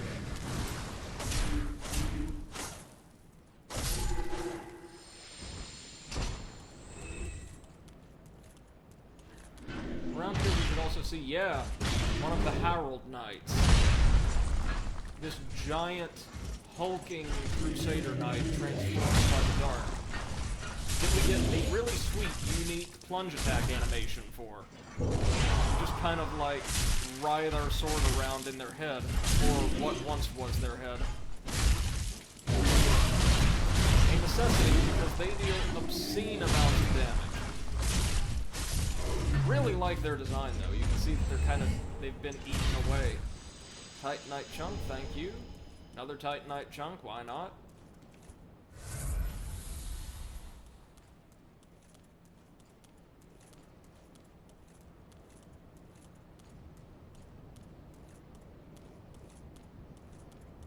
Ooh. Aquamarine dagger. Now I've only ever done this area once, a very long time ago, so a lot of this is still relatively unfamiliar to me.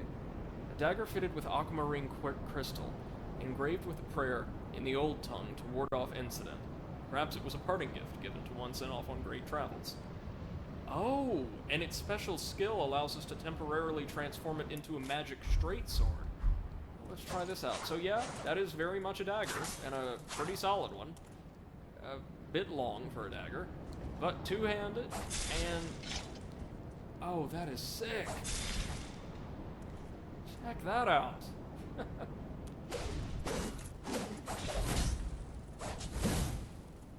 Man, I love those animations. That is... if I had more FP, I might just consider using that. That is nice. Well, you were asking about the lightsaber earlier. There we go. You called it, Black. There... we do have one. I totally forgot about that. Like says, bro, lightsaber for show. Yeah, no, it is. And I imagine if we had a build specialized to use it, it would actually be really good. Unfortunately, we don't. I mean, this sword can do this, though. That's something. Now, over here on this little promontory, there's an item, and of course, obviously, the ground's going to give way, because this is Dark Souls, and that's what happens. And in this awesome little set piece, we go crashing straight through the windows of this lopsided cathedral. And of course, straight into a bunch of dregs.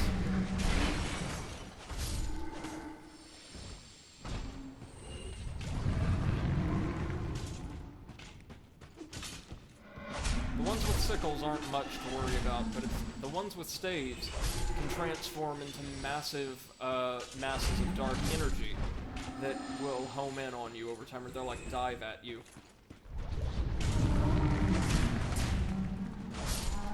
Wait, they're not necessarily using dark magic. Oh, Titanite scale, thank you. they're using magic associated with the deep, that, like, dark blue tint? So, like, Aldrich's religion. The sort of pseudo-apocalyptic cult. That's interesting. What's on Twinkling Titanite? Nothing unique, but I mean, I'll take it. Gladly.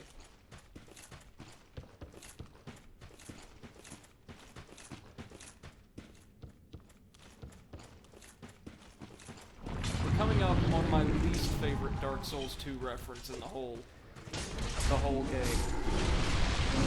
Yep, there it is.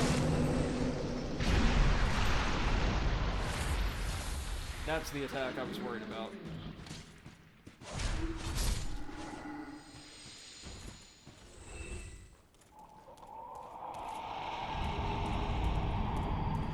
Oh! But we also get to meet our first angel. So the Pilgrims of Londor, those who give themselves over completely to the darkness, become these things. Immortal, powerful angels, or nearly immortal angels.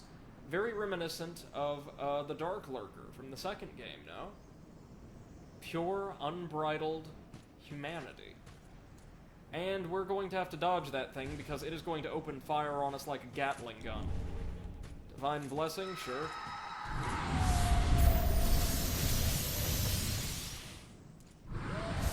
The only way to kill it is to find the Londor Pilgrim it emerged from and slay this weird little creature that serves as something of a connection between the angel and this world.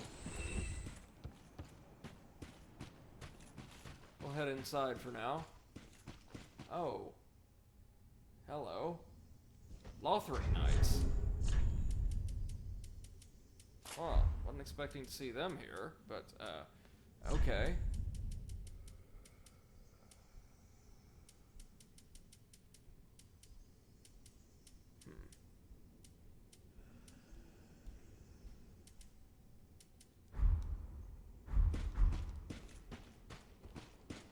Wait, no, we want the Chloranthy ring. Never mind.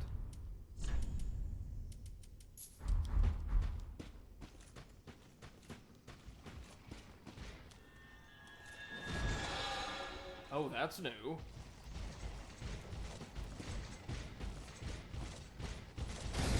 Oh, they've been corrupted too. I see. See all those little, like, seemingly natural-looking little tendrils worming their way throughout his armor? Yeah, those are new.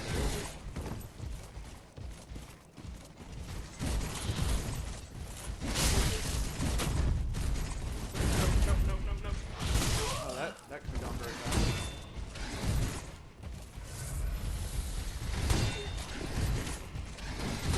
Lothric Knights are still really tricky, even in the post-game.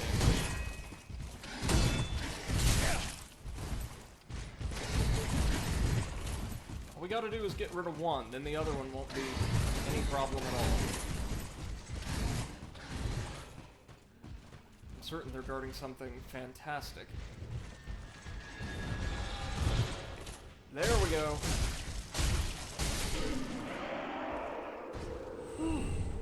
Refined gem, okay.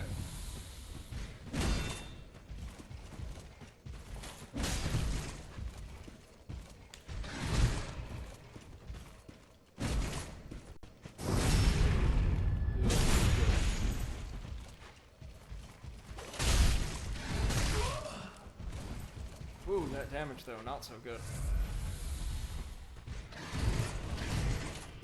The buff that Penance getting is no joke. Can I get one, please?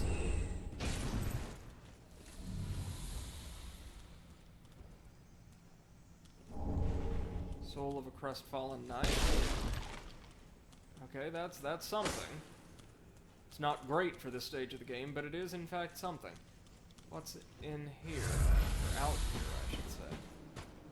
Oh, the fountain from the high wall.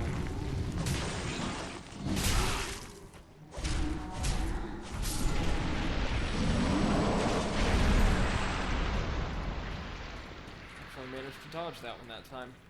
Good job. Yeah, these are bits and bobs of the High Wall of Lothric stage from the very beginning of the game. That's cool.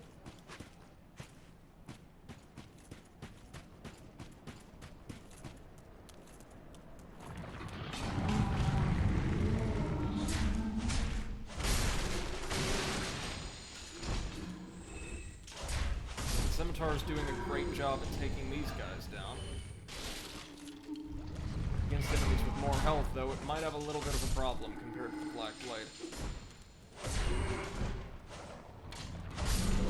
And I was wrong, it looks like these guys do not spawn indefinitely, it just might feel like it sometimes. Well, or maybe they do here, I don't know. I'm still getting souls from them, so...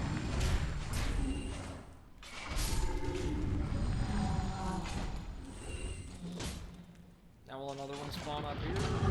Yeah, okay. I guess these spawn indefinitely. The ones earlier in the stage didn't.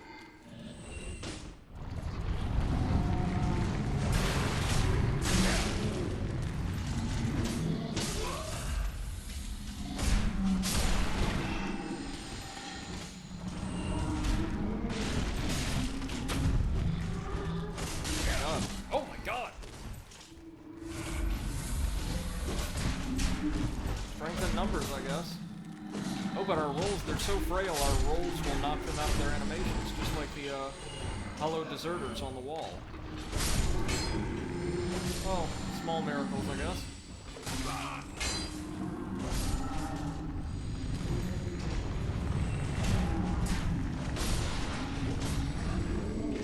Alright, now let's just get the treasure and get the hell on out of here. Murky Longstaff. Yes, they're special catalyst.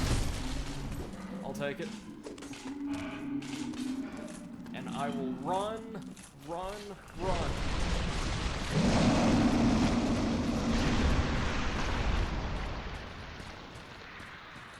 Gotta find a way up there at some point, don't we? How on earth would we, now that I think about it? Oh! Angel ahead. Yeah, here it is. This is the thing the angel is linked to. This nightmarish-looking creature here that's growing out of its deceased pillar. Kill it. You get some Titanite, and the angel is down permanently. They do not respawn, I don't believe. Right on. And we shouldn't be too far from a bonfire. I don't think.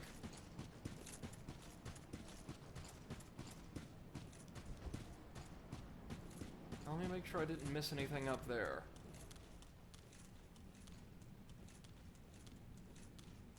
Yeah, here we go.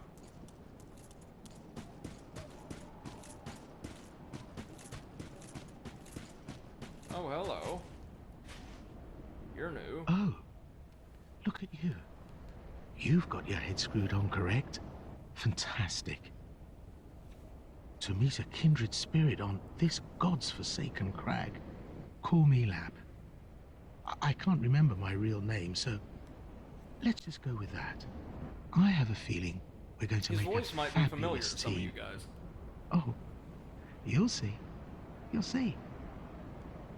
Oh, in all honesty, there's something I should tell you. I'm hollow. Yes. I try to play it off, but I haven't a clue about my past, who I was, or what I lived for. Not even my own blessed name. That's why I've come here, searching for the Purging Monument. Said to be in the Ringed City, where the pygmies who found the Dark Soul at the Dawn of Fire reside. Yep, the home All city I of can say is, humanity.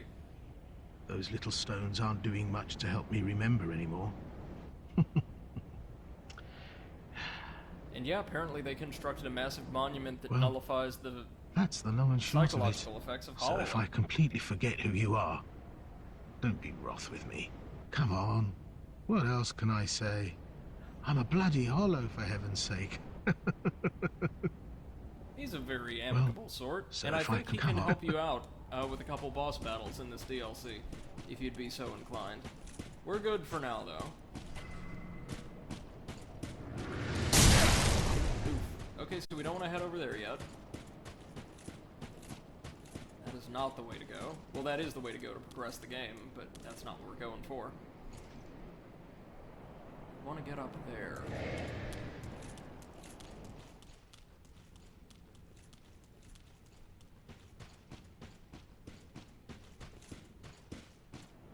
Okay, so the angel attacked us over here. Oh, here we go. Yep, yet another path. Well, with some kind of Ring of Steel protection +3. Oh, that's really going to buff our defenses. Yeah, like 5 additional points of physical damage absorption. That is not bad at all. Yeah, that's right, you can find upgraded rings in this DLC. I totally forgot, but you can. According to Exit 2, there's, an upgraded Ring of Favor and Protection we can find as well, that we're definitely going to want to use. Okay, so there's got to be a way to climb upward in here, right?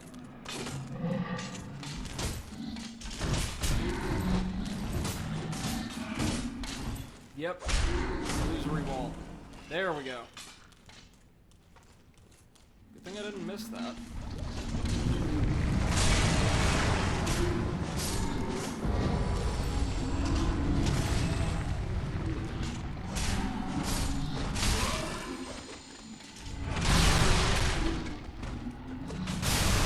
And yeah, this is exactly the high wall. You remember all these rooms from like the dungeons and the like? And now the tavern? Yeah, this is the same place, same exact place.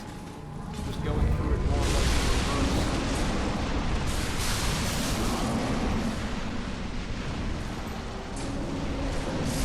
Oh! Damn! No! Oh, I was so close, too. So close to that item. They just kept coming and kept coming. Usually they can only dive once. We'll get it, though. We are actually about halfway through the Dreg Heap. It's not a very long level, as I said.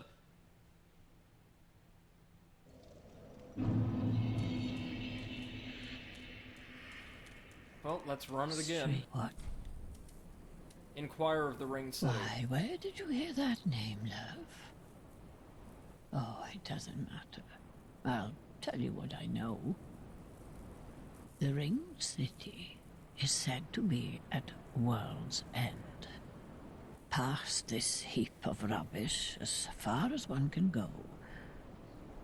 But you'd better think twice. The Forsaken Ringed City was walled off by the gods to contain the pygmies. And the dark soul is better left. Yep, so well Lord alone. Gwyn sealed most of humanity up in this massive city. Don't But as we'll run. It's learn, a nicer view. Lack with says you. it looks beautiful, though. It really does. It does, and wait till you see the Ringed City itself. It's not in a shambles like this place, and it's probably the second most breathtaking area in the entire game next to Irithyll, the snowy city inhabited by the fairies. As we're going to find out, Lord Gwyn sealed humanity up himself for absolutely no reason, and sacrificed one of his own children to do it. He's, again, just fatherly with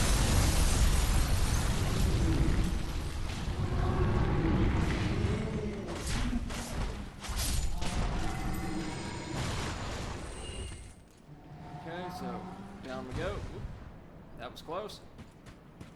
Just gonna run over to that ladder. Run past the knights.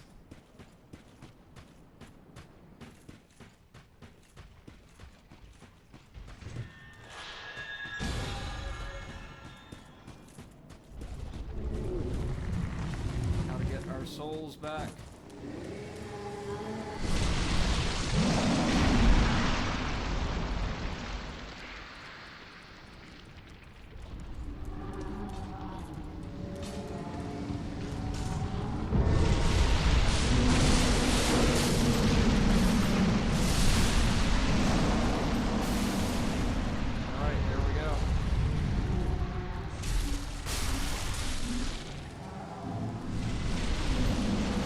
So the caster is summoning all of these guys. I see. Alright, well with him down, what do we have? The Great Soul Dregs. Sorcery or Miracle, one or the other.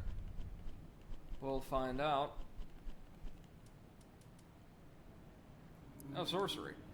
A sorcery that fires great dark soul dregs that have stewed for ages, far within the deep. This sorcery is the highest form of deep soul. Some of the mercmen who rise from the depths are possessed by soul dregs, which have a great likeness to the human form. And we also got one of their staves, didn't we? Yeah. The long-handled staff wielded by the mercmen who rise from the depths, slathered with a black murkiness and fit for dark sorceries. Well, if we could actually use hexes effectively in Dark Souls 3, we certainly would, because I adore them. But man, the stat requirements for them are so much higher than they were in Dark Souls 2. It's crazy, man.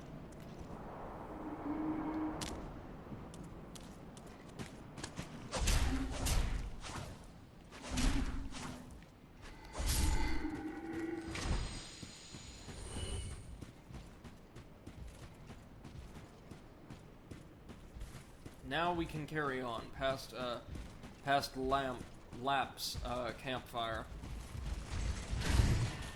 Oh, but they're waiting on us.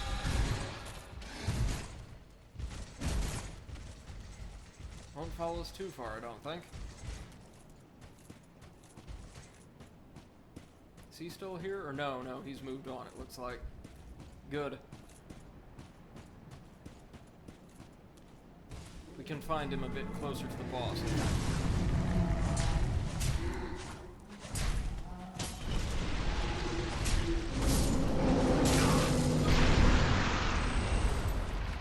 So it looks like the ones that the casters summon almost always will transform into soul dregs.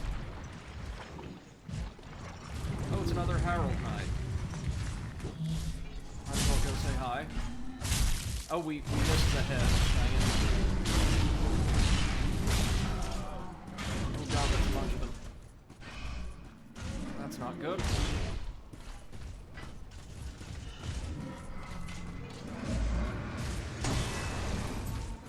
This is really not good. We'll leave him for the time being.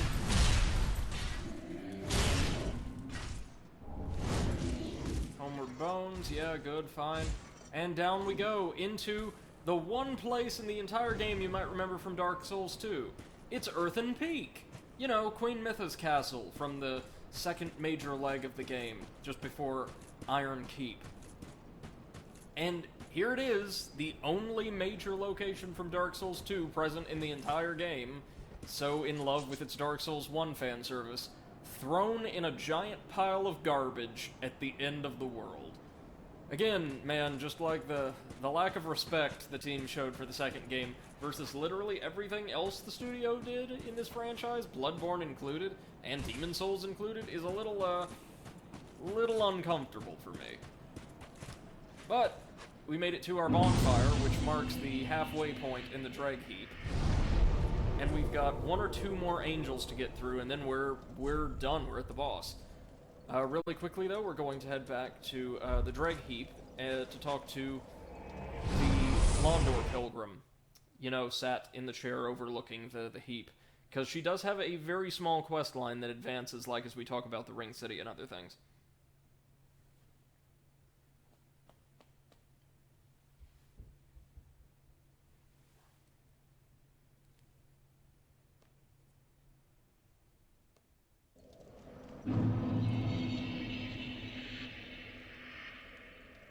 Alright. Oh no, she's still here. Straight what? You're not willing to... Well, that's just fine. It's a rare thing to have a true duty. Don't go and take it for granted, I suppose. Won't do any better than this. Not you, or that poor tin can. You're not willing to She's talking about Lap, I suppose. Don't listen. Okay. Oh, and if you recall, this area was actually not far from the prison where we found Greyrot, originally. 1 minute.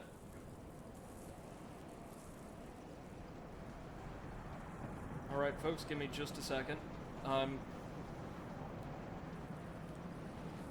going to take care of some blood glucose stuff. Be right back. Give me about 2 minutes.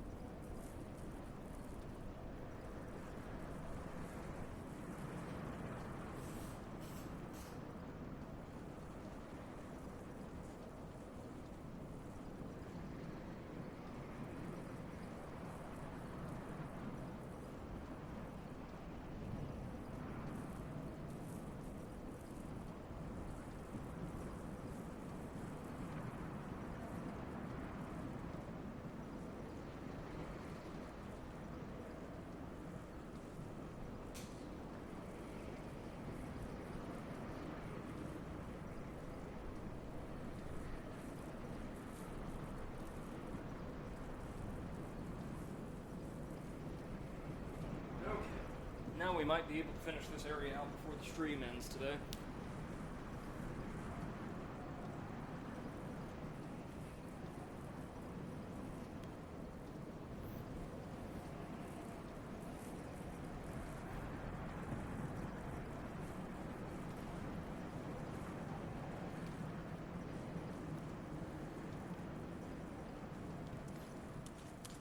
Can't conclude her quest line yet. We may have to beat the dragon first. So, down back to Earthen Peak, where we're going to have to crawl like hell to get away from an angel that has really phenomenal line of sight on us throughout the entire little area.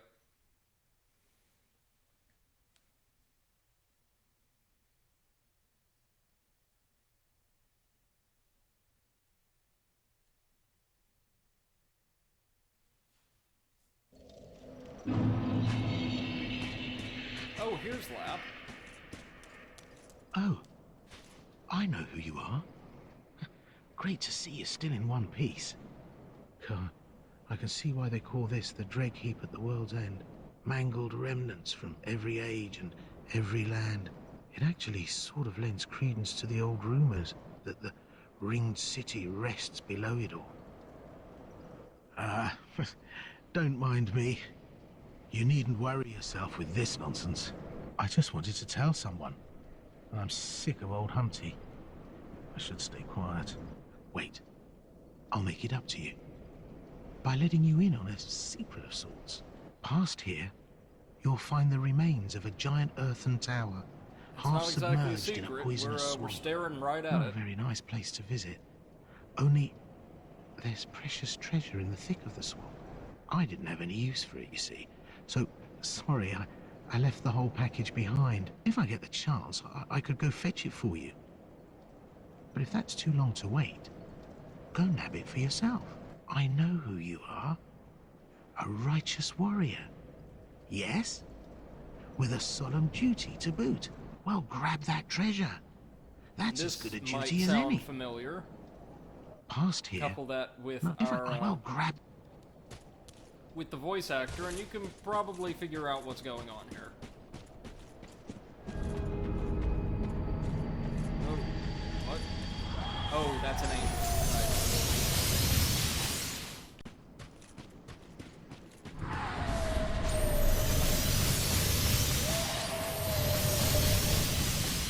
Night, night.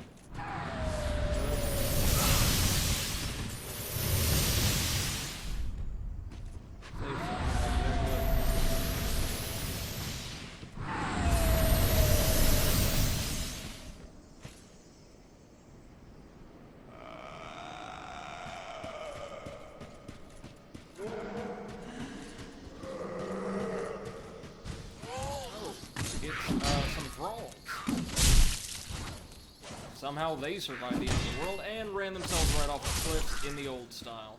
Good, good. Desert Pyromancers are. You know, the Desert Sorcerer set from Dark Souls 2. They're like some of the only enemies from Dark Souls 2 that come back for whatever reason.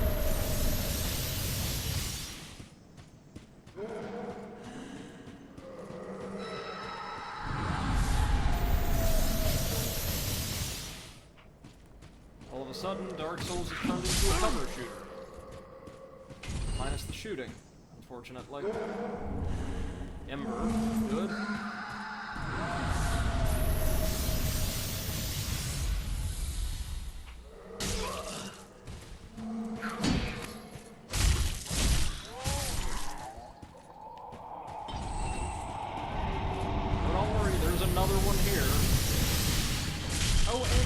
Bugs. They survived the apocalypse somehow. Oh, and this angel can curse us out of cover. You know, why not?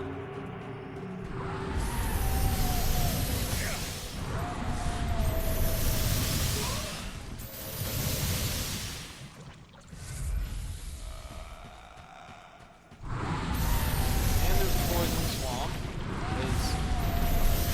Why ever wouldn't there be? Dark Souls. Gotta do it one more time.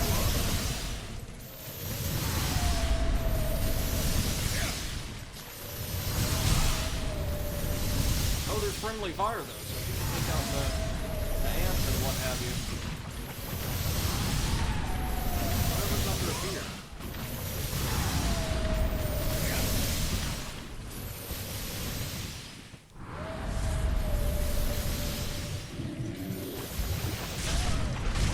That is a Herald Knight that I do not feel like fighting. In general, you don't want to fight the Herald Knights if you can't get a punching attack on them.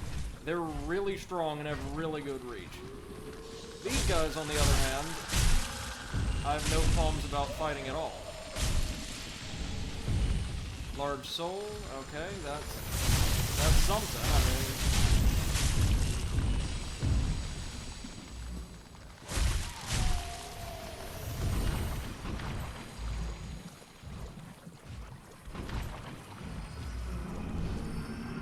another Titanite slab, very nice. And the Herald Knight was completely idle. Well, no complaints. We're going to have to run up along the roots of this tree, and this should get us closer to the Angel's tether.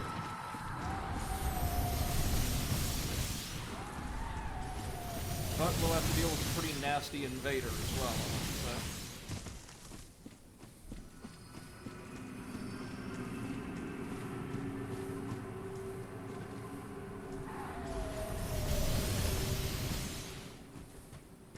What's over here?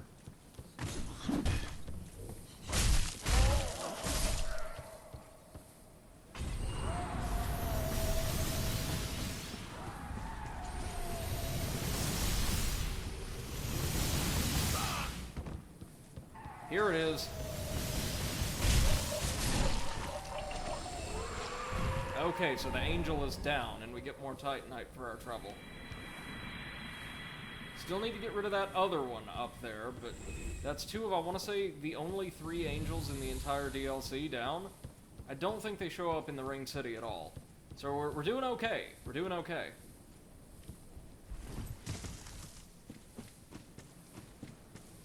I mean, you know, not great, but fine. Now there's lots of treasure we want to collect around the swamp. Titanite chunk? Sure.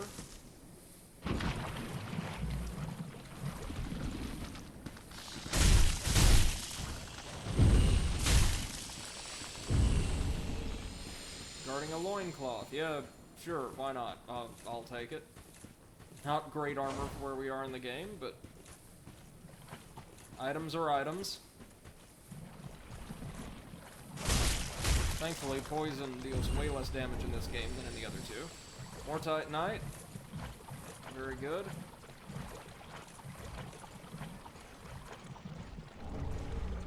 Large soul.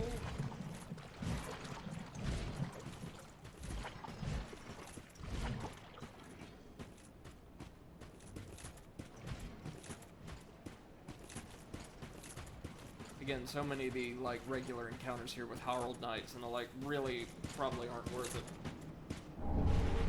Desert Pyromancer gloves, there we go. We can find the elements of that armor set scattered all around. Fragrant white branch.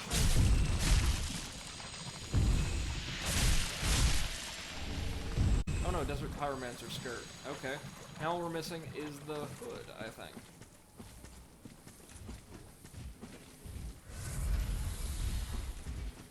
might be over there. Oh no, just another chunk. Okay, well we will climb up there though, using this tree route.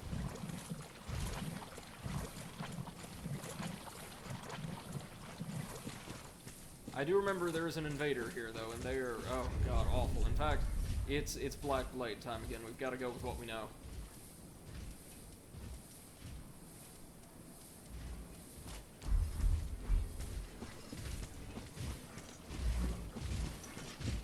Ah, this might be the hood.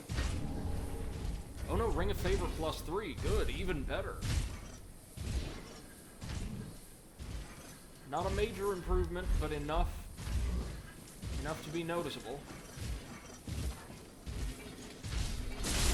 There we go.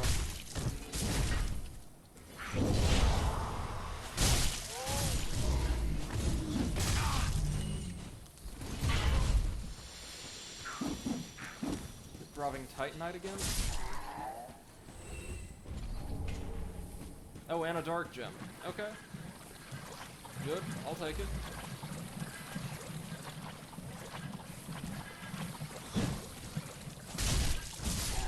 Man, these little guys are fast. I think we're in the clear, though. Finally, we are in the clear. Go ahead and get rid of that poison. Right? Oh no, I see another important item down there. Oh man. Oh, down we go again.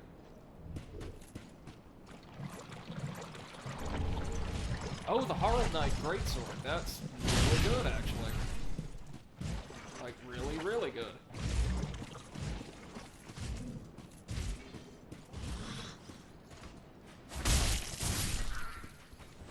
Just a blowgunner up here? Oh, and a homeward bone. Okay. That could be useful. Hopefully not, though. Hopefully we're not gonna have to retreat. Yeah, I like this DLC overall. I think the level design's great, the aesthetics are fantastic, the enemies are both intimidating and not, like, substantial enough to pose a significant threat to us yet, so you've got solid progression through the whole area. That one's got a poison flammers.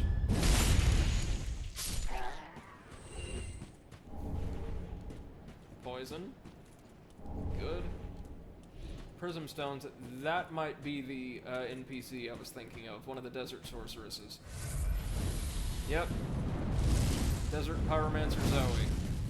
She is tough, honestly.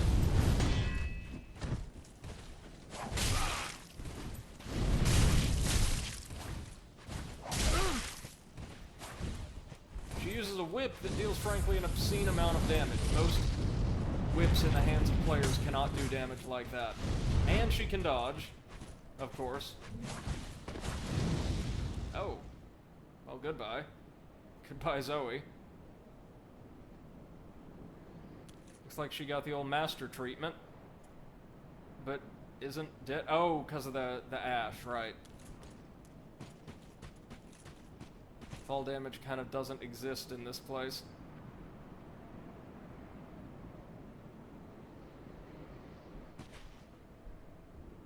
Well, hey, maybe she'll still get poisoned, right?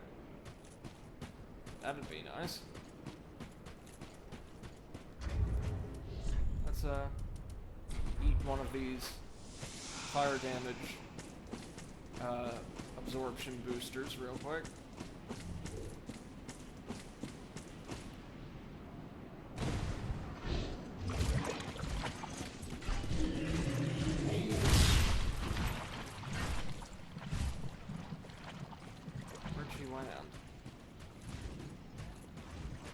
Like says, wonder what she's gonna drop. I forget. I think it's one of the spells she's using. Like, that sounds right.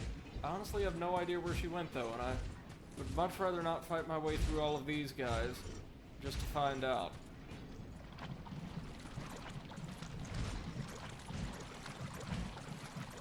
Oh no, there she is.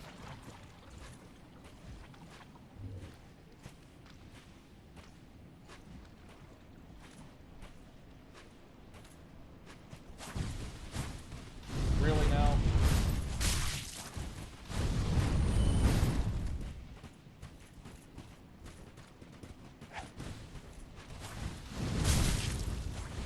again, her agility is incredible. And she can heal, just like we can. I'm pretty sure she's intended to be an homage to an invading NPC in the second game, Jester Thomas, who was also a very powerful pyromancer.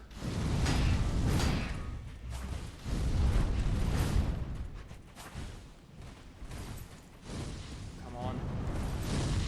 And she will not run out of spells either. She, like most NPCs, she can just go all day.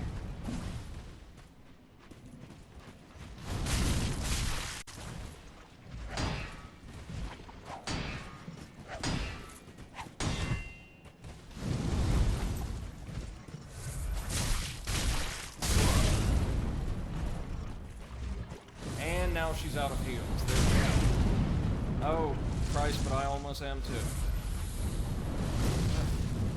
We can do this, we can do this.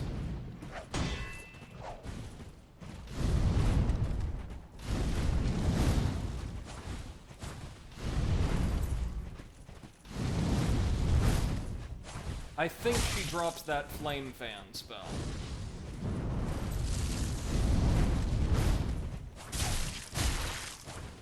Okay, so just follow the second hit of the flame combo with a couple slashes of my own. That seems to be the way to go here.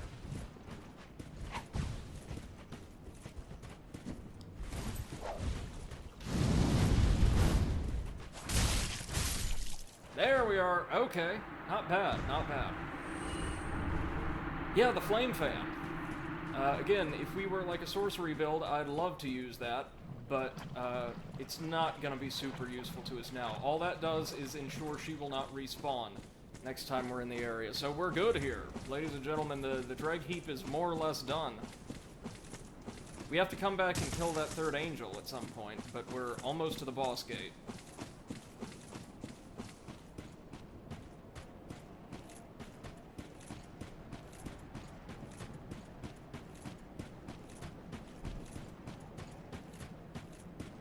What else is up here, though? Anything? I can hardly remember.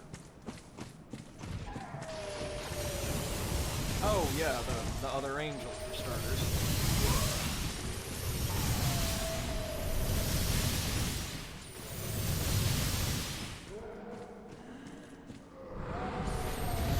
Want to go over here.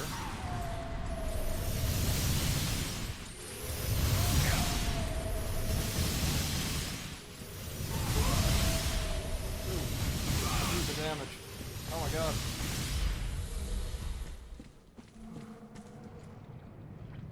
I want to say the little leech that's controlling this one should be down here. Yep, there it is. Final angel of the DLC, I think, going down. And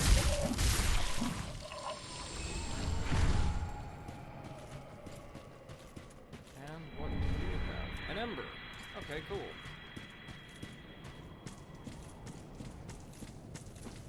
That'll make progressing through the Drake heap much easier. That, by the way, is our boss arena, right down there. Just gotta figure a way over to it.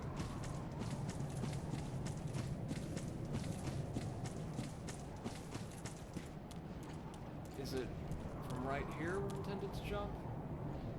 No. No, that's... It's from this tree up here.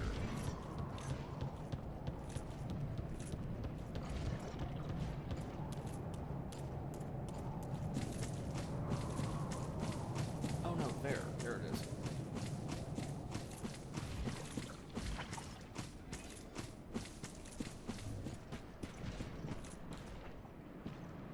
Oh, and we get a bonfire too. Excellent. Wonderful. We can call in Gale. And is Lap available for this one? Doesn't look like it. Alright, time to head back to the Firelink Shrine. We're gonna level up one more time before taking on the boss. Or boss is, technically. It's another one of those multi-form fights that Dark Souls 3 absolutely loves. And after this, the remaining 3 bosses of the game I've never fought before, so a lot of this is going to be new territory for me after the Dread Heat. Ashen for the link. Then take... Okay, that'll take almost all of our souls, but yeah, give me some more endurance, why not? Ashen one. Actually, did we get enough from these? Probably not. Okay, let's give it our all. Within the Earthen Peak ruins.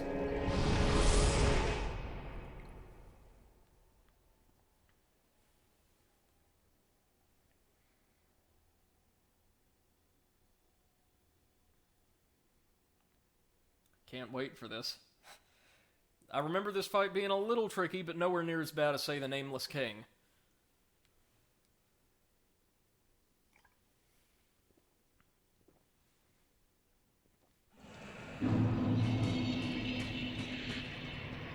Alright, so we just walk out onto this perilous little outcropping. Take the plunge, you won't die. Yeah, yet. Oh man, this is a doozy. Here we go.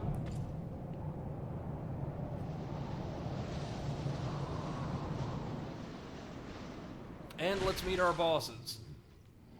The demon in pain and the demon from below. 2 titanic demons with similar but not identical movesets. Now, here's what you want to do, okay? You want to pick a demon and just wear it straight down. Ignore the other one, save for dodging its attacks.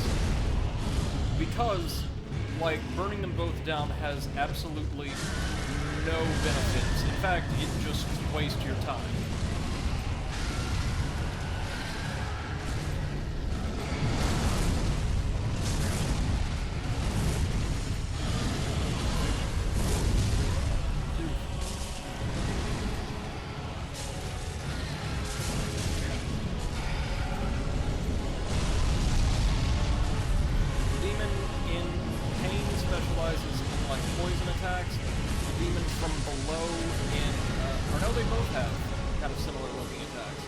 Never mind, but they do have a different movesets, I know that much. Ooh. We're just gonna have to take some hits here, because we want to kill the demon from below as quickly as possible. Notice that its flame has gone out now that we've weakened it a little, I think.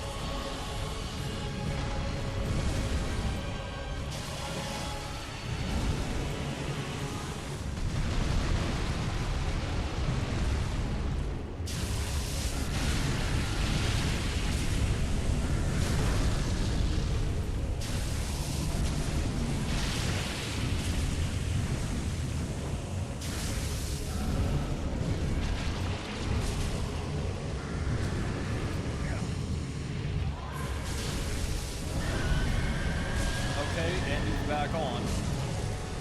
That's fine because he's dead. Oh, that's toxic. Oh no. Blooming moss, blooming moss. Now, once you kill one, the remaining one is going to transform, or should, into the Demon Prince. No, not yet. You gotta do a little more work. Okay, I mean, you know, whatever you want.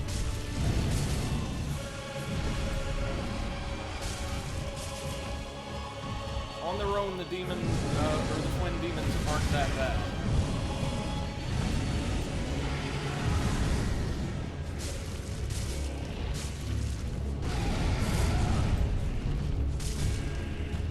This is a really good fight, though. I quite like it.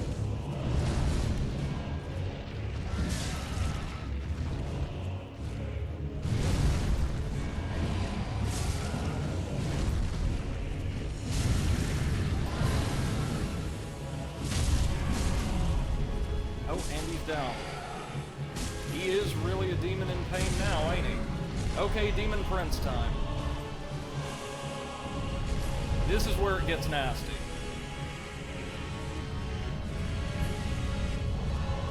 Will absorb the essence of the fallen. Black says this place is doing wonders for my fear of heights. Oh, I know.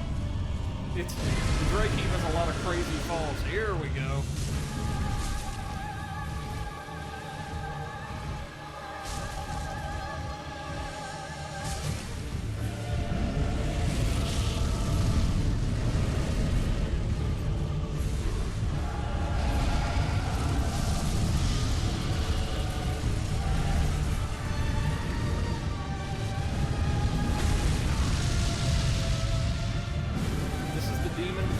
Pyromancer extraordinaire.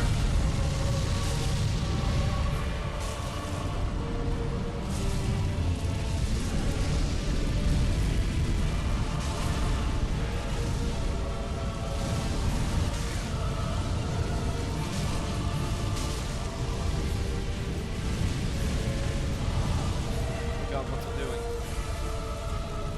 It's going to throw that at us, yes? Oh no.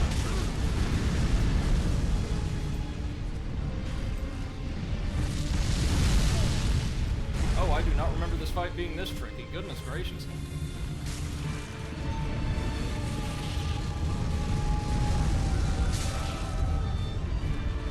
Wait, where is it?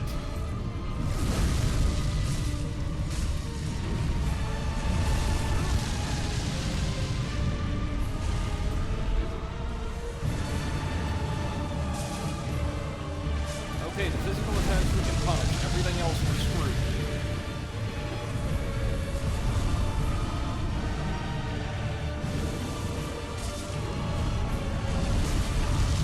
God almighty.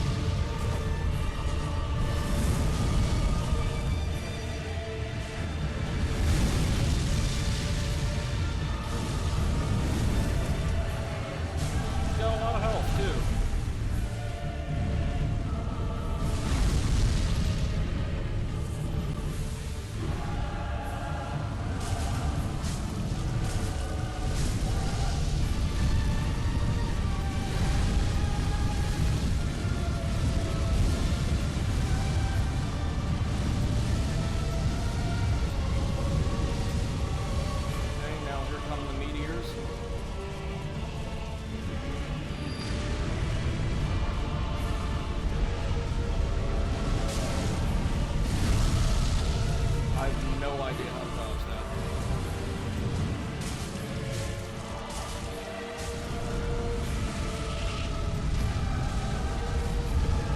That was its version of combustion, I'm pretty sure.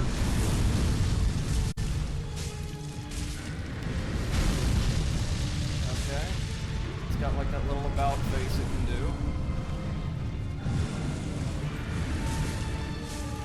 Yeah, its physical attacks are hard hitting, but far from the worst thing a boss can do in this game. Oh, damn, that was so close. So close, almost got it. Lex says he looks badass. He does, he does. I like the design of the Demon Prince. But tell you what, this time I might actually summon Slave Knight Gale just to help us out a little bit. Because we did really well that time, but man, I fought a lot of tough bosses today, and over the past couple days. I'll happily take a mulligan in the DLC. Happily.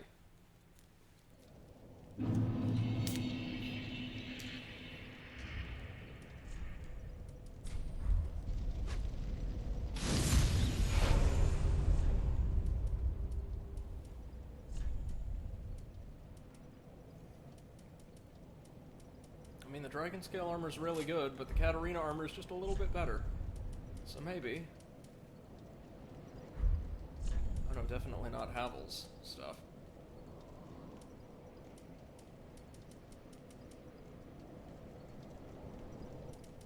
Katarina.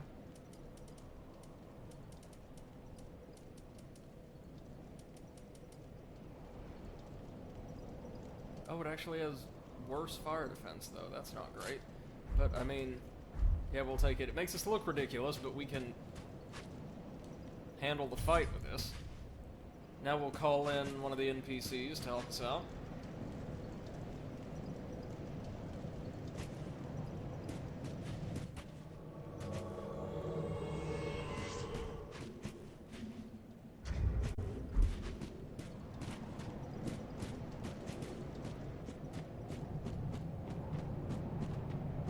together, the two of us ought to be able to take this.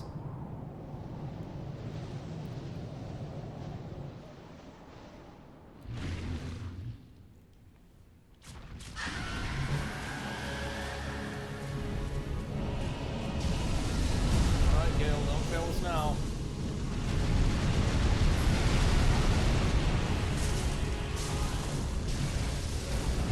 I forgot that you do actually have to take both of them down. For a second, please. Okay, Gale is in the building. Good.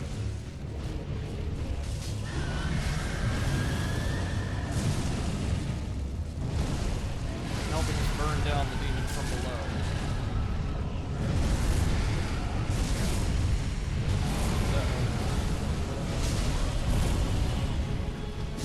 Oh wait, no, I think depending on which one you take out first, the Demon Prince will have different moves. That might be it.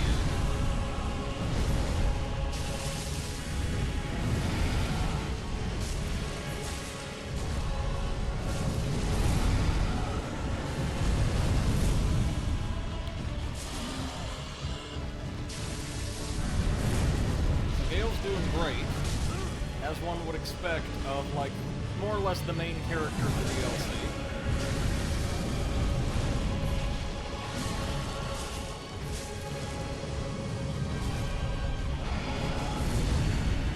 Okay, 1, 2, 3. Yeah, this one's more physical than the other one. Yep, and indeed, look, this is the exact moveset the Demon Prince was using, minus the Pyromancies. Same exact thing.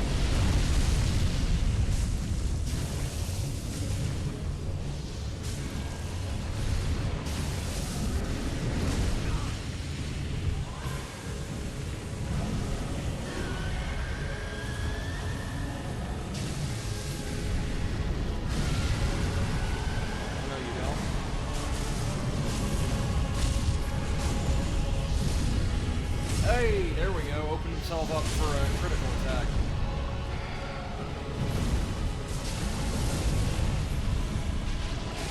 Yeah, this one's more or less dead. They both are. Now this means the Demon Prince will have a different moveset.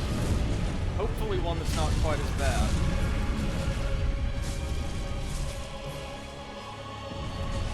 Okay, Gale, get back, get back, get back. I might feel a little cheap calling in NPC help most of the time, but this is Dark Souls 3 and it's the end game. Like, the devs aren't holding back, so neither am I.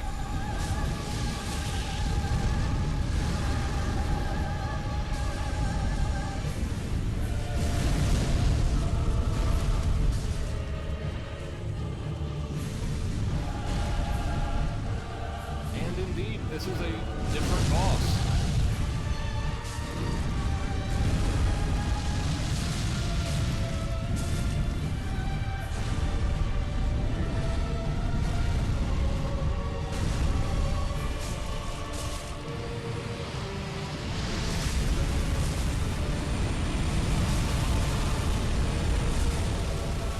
Got just as much health, but now this one seems to favor, like, ranged attacks a bit more.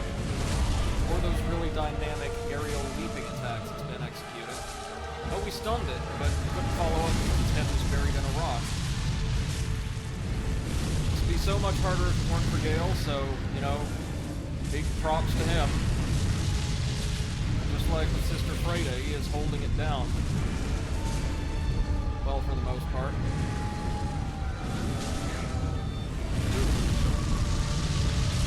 And the Katarina armor is way more effective at taking their physical damage, at least. Yep, we got this.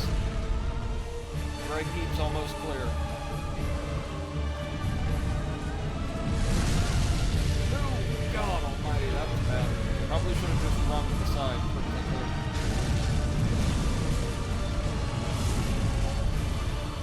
Look at how much health this friggin' thing has.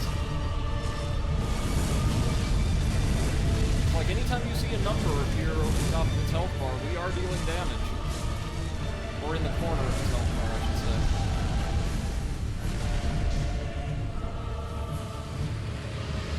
That one.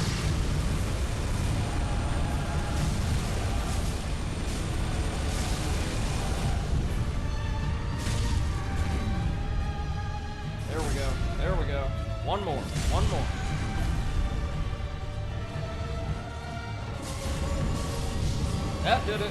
Good. With a little help from Gale, we took it down.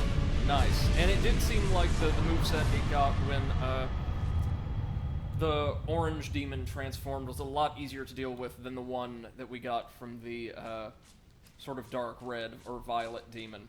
Excellent. So that's the Demon Prince in the books. Or on the books, I should say. Let's take a look at its unique flaming soul. The demons, birthed from a common chaos, share almost everything between them, even the pride of their prince and his near-faded flame, so that the last demon standing may rekindle it. So yeah, that is confirmation. Finally, we have slain the last living demon in the world of Dark Souls. Even though we've been told that about 10 times before and it's never been true, this time it finally is. Pretty sure.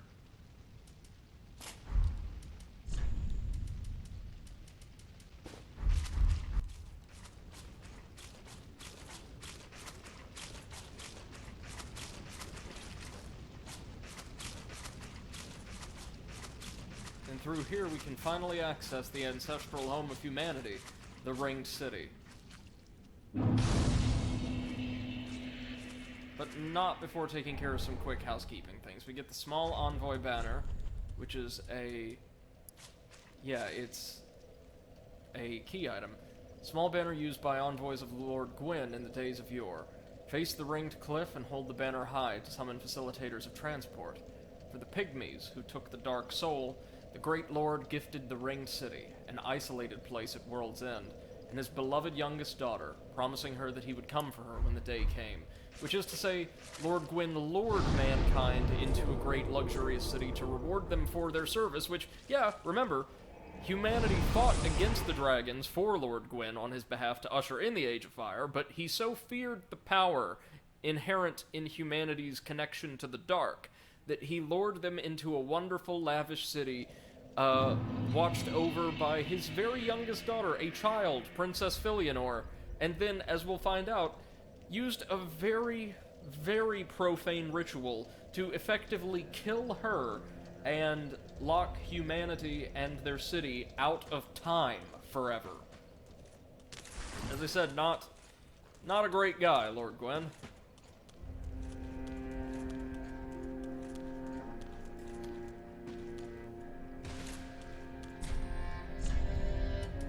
And we can get a pyromancy from them, of course, the Seething Chaos.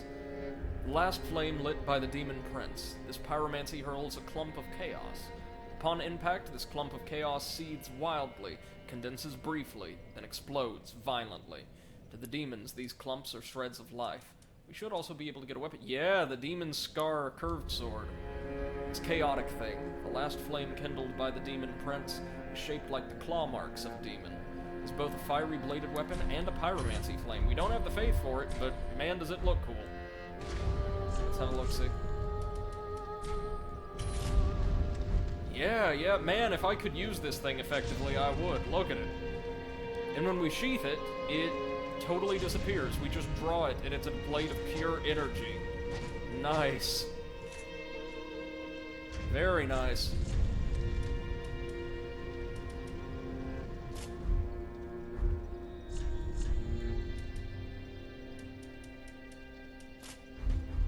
So back to the Black Blade. And let's go visit that hag one more time.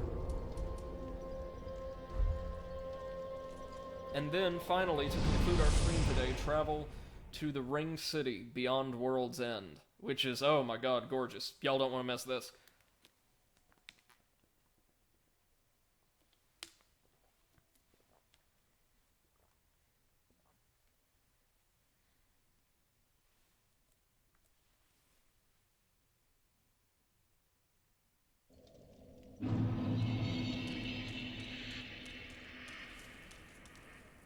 Oh, no. What? She's still going. Okay, we have to go to the Ring City first, then. Okay, so back to the Demon Prince bonfire. We'll get there eventually, don't y'all worry. And now we can use that banner, just like we did at Sin's Fortress, and just like we did at the High Wall of Lothric, to get some unusual transportation to the Ringed City.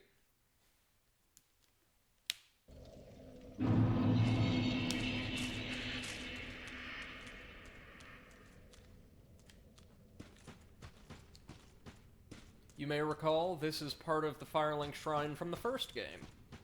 Interesting little fan service. Because of course. But deep, deep underneath, we come out to this cliff in the wilderness. And you can barely make out the outline of the Ringed City over there. Beyond the end of the world. Let's do it. Let's travel. Oh, this is so cool.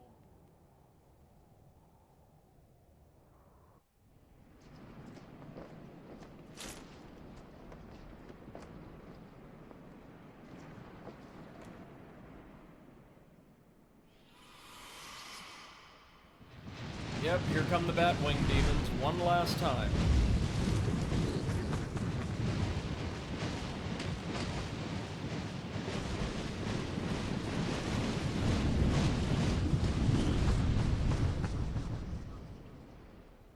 God, you aren't gonna believe this place once we see it. Seriously, compared to the decrepitude and ruin of the Brady, check this out. The ancestral home of the Dark. The Ringed City. Look at that. My God.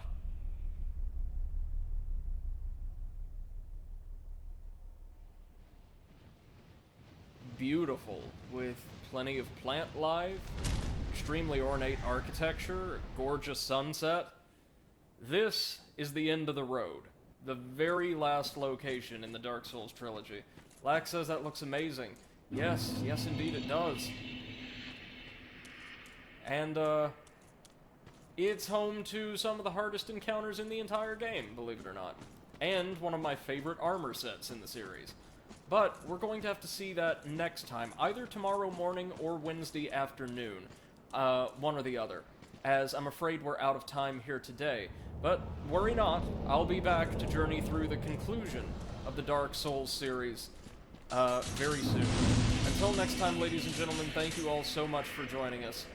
I've had a wonderful afternoon spending time with you, both here and on Seth the Overwitch's channel. By the way, go check her out and give her a follow if you are one of the few people that didn't actually find me through her channel, as she does phenomenal, top-notch playthroughs, currently working through Dark Souls 1 blind. It's going to be a whole lot of fun.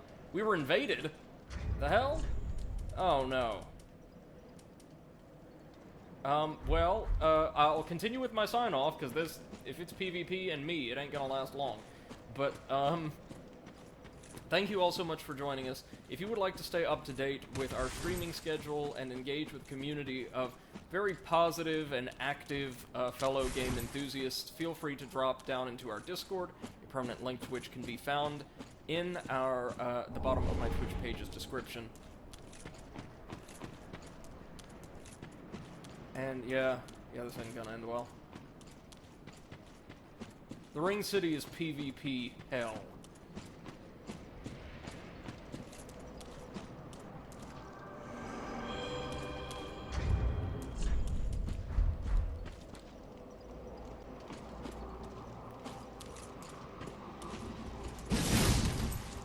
Oh, that's an evangelist. Oh my god, they don't have much health.